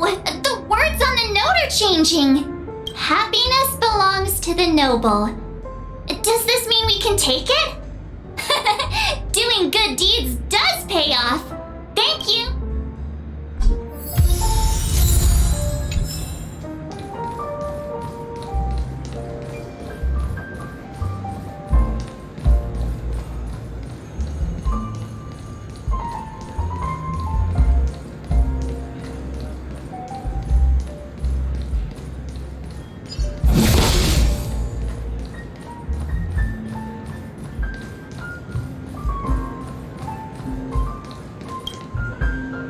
Check out this bottle!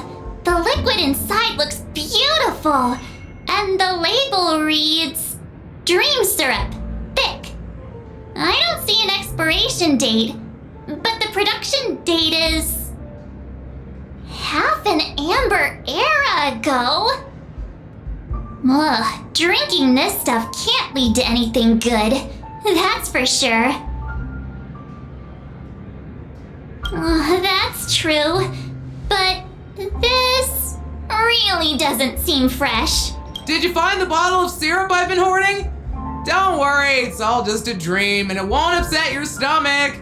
It's been aging for years and should have a refined taste by now. Feel free to have some. It's perfect for entertaining lovely guests like you. Then we'll keep it for now.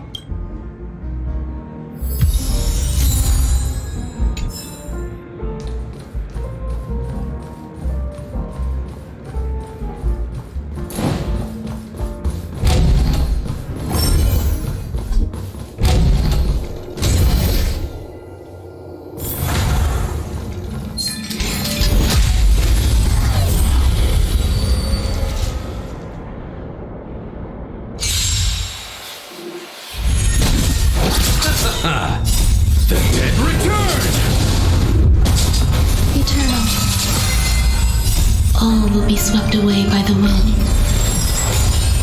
Together as one. Hear the thunder.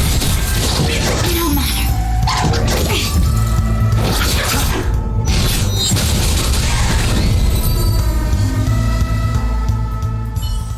Oh, that's quite a stash. Not sure if it's enough. Stay out of my way. I'm looking for Siobhan. Uh-huh? What's all the commotion about?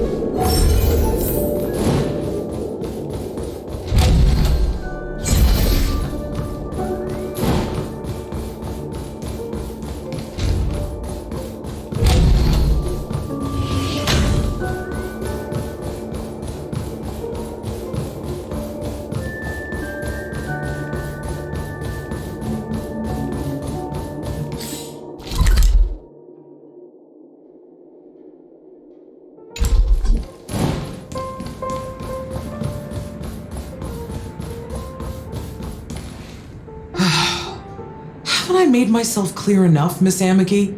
The Dream Jolt hostelry only welcomes guests who want to enjoy a drink to their heart's content. I'm sorry, but I'm not interested in your proposal. But you have the talent. You'll attract a huge audience.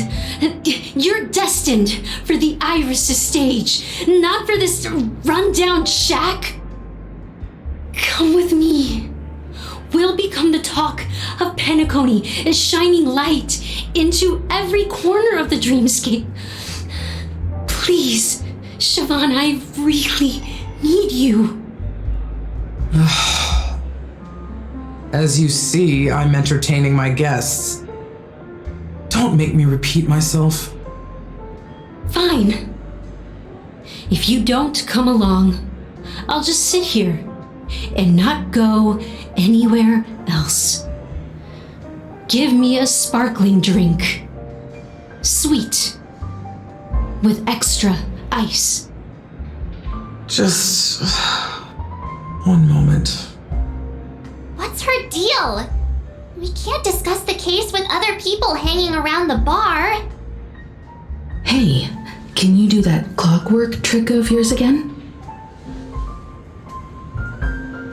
Yeah, I'm counting on you. You're one of Siobhan's guests, right? What can I do for you? If you're here to convince me to leave, please stop it. I'll never leave until she accepts my proposal. I just don't get why she won't leave this place. This rundown shack with no customers whatsoever.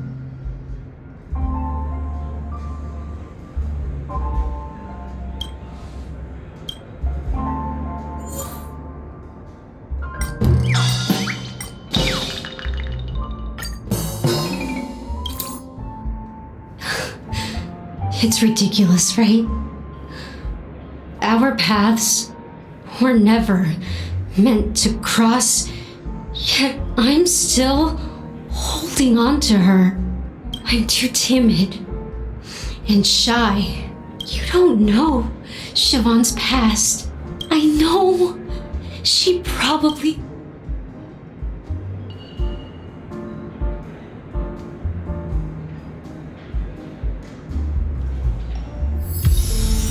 She's still not leaving. Maybe I'll have to try it. I just don't get...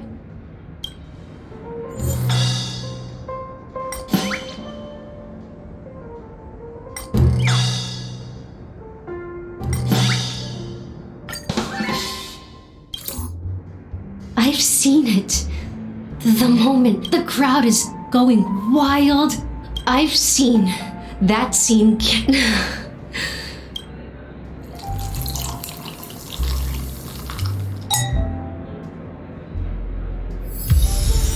She's still not leaving. Maybe I'll have to try again. I just don't get...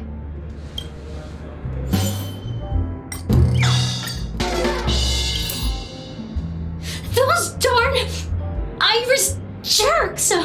I get it. I can help clear the... Well...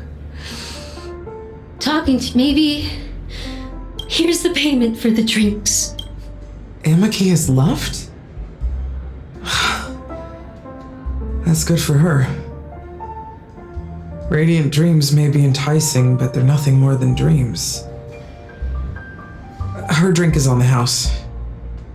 Please keep the money. When you're ready, go to Gallagher. I can tell he's itching to show off his skills. That being said, mixing a drink is way simpler than you'd imagine. Just pick your favorite ingredients, toss them in a glass, mix it up, and it's done. So go ahead, explore the bar, and bring me... Nice work. You found some interesting ingredients there. Now take your pick. Each drink has its own unique flavor, and the base ingredient sets the tone.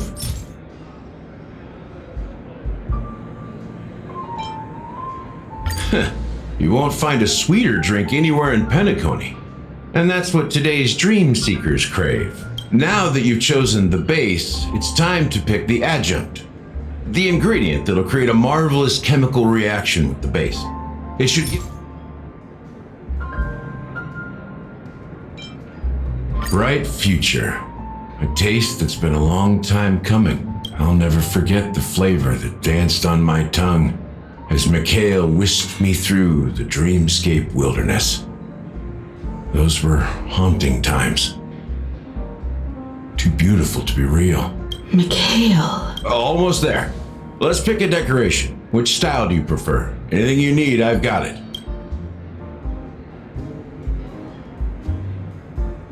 A symbol of bravery and dauntlessness. May you break free from your shackles just like he did. Well, it's done. Here's to you, Dream Seeker, with this glass of El Dorado. To golden dreams. Well done, Gallagher. You're not over the hill yet. So, are you satisfied? Oh, the flavors! They're way more sophisticated than Soulglad. The richness and layers of these flavors are a masterpiece, especially with the adjuncts. I can taste the spicy and sour notes with a hint of sweetness. I'm not entirely sure what it all means. Maybe Mr. Gallagher can shed some light on it. Well, if you're expecting a profound answer, I'm afraid I'll disappoint you. The imagery it implies is pretty straightforward. It's just a glimpse of what this dream truly tastes like. Nothing more. Does this true taste have anything to do with that, Mikhail? Yeah, that name does sound familiar. When you got knocked out by that masked fool girl, I think I heard someone calling that name. Do you remember?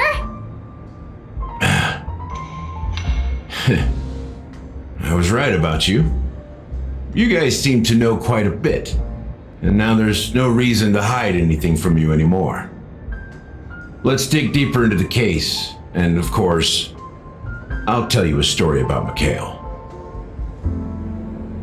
Alright, let's start with what we know based on the clues the family has. It seems that Firefly isn't a local or an invited guest. In other words, she's a stowaway. She managed to fool me at first. My age must be getting the best of me. But here on the planet of festivities, stowaways are a common sight. You're bound to run into one sooner or later. After the incident, the hounds wasted no time searching for that girl in both the dreamscape and reality. But here's the thing. We only received bad news, and the trickiest kind at that.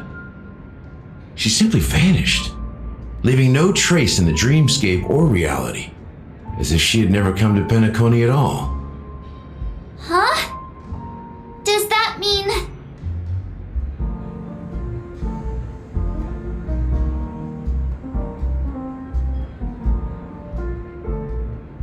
That's impossible. The problem now is not that she's dead, but that it's as if she had never existed in the first place. Let me be frank. This case, actually, is unlike anything the Bloodhound family has dealt with before. Dealt with before? So, death does happen in Penacony, if I understand correctly. You've witnessed it, so there's no need to hide. Even the shiniest city has its dark side. We're all adults here. Surely I don't need to explain too much to you. Confronting the family based on that alone would be naive. Death may occur in sweet dreams. So what? Such events are highly unlikely and only affect a tiny number of people. If you really want to delve deeper into this case, you need to understand the true problem with the family. I guess it's time to tell the story of that Mikhail. You're very perceptive. The Astral Express has received that music box too, right? Do you know the secrets it holds? There's a message. Witness the impossible in the realm of dreams. Find the legacy of the Watchmaker, father of Penacony, and thus the answer to the question, why does life slumber? That's the exact wording. Hey, why are you laughing? Wait, did you write it? It's quite poetic. No, but I'm the officer in charge of this case. So how could I not know? I'm sure you must have noticed that this message didn't come from the family. You might have even guessed that the relationship between the family and the Watchmaker isn't as close as it seems. That's just our speculation. Actually, it's hard to believe that the father of Penacony and its actual managers are at odds. Now I can assure you that your speculation is absolutely correct.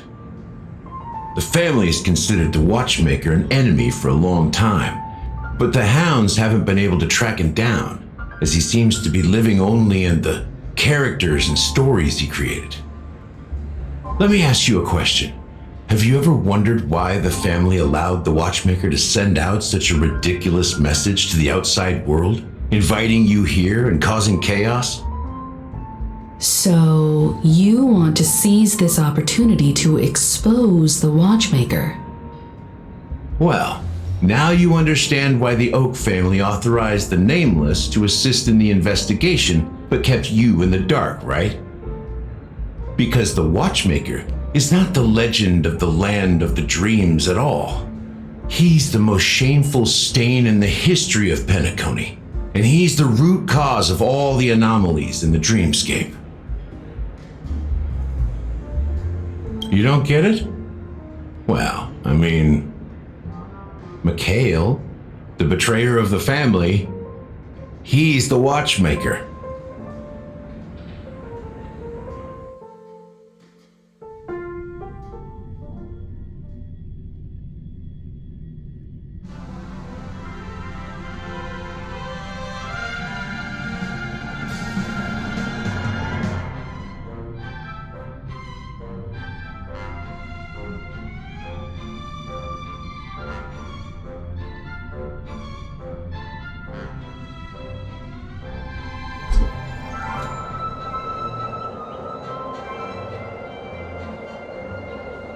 Here we are, Clock Studios Theme Park, the most popular entertainment center in Penacony.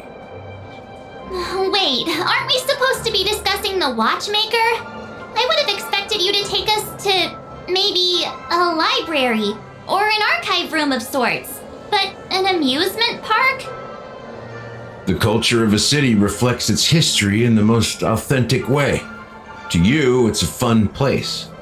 But to me, it's a prison for the planet's past. You know that Penacony used to be the IPC's prison planet, right? All the prisoners were brought here, helping the Garden of Recollection salvage the leaking memoria from the macrovoid. The prolonged exposure to high concentrations of memoria caused a unique phenomenon. The dreams of countless prisoners intersected and overlapped, and people started meeting each other in their dreams, living lives that were almost identical to reality. But everything has a price, and sweet dreams are no exception. In the end, the dream world was unable to alleviate the suffering of prisoners in reality. One of the prisoners broke free from the IPC shackles and fought for freedom. He is Hanu, the great leader of Dreamville, the great peacemaker, and the faithful companion of the underdogs.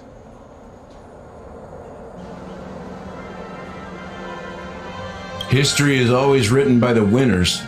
However, it's undeniable that Clocky is an animation that draws from Penacony's actual history.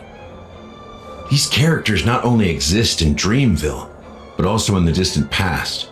Once you realize this, you'll understand why we're here.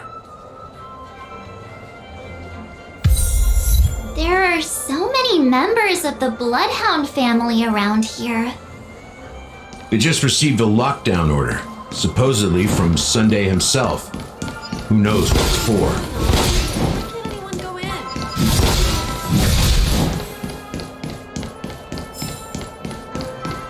Investing here is like a bet you can't lose.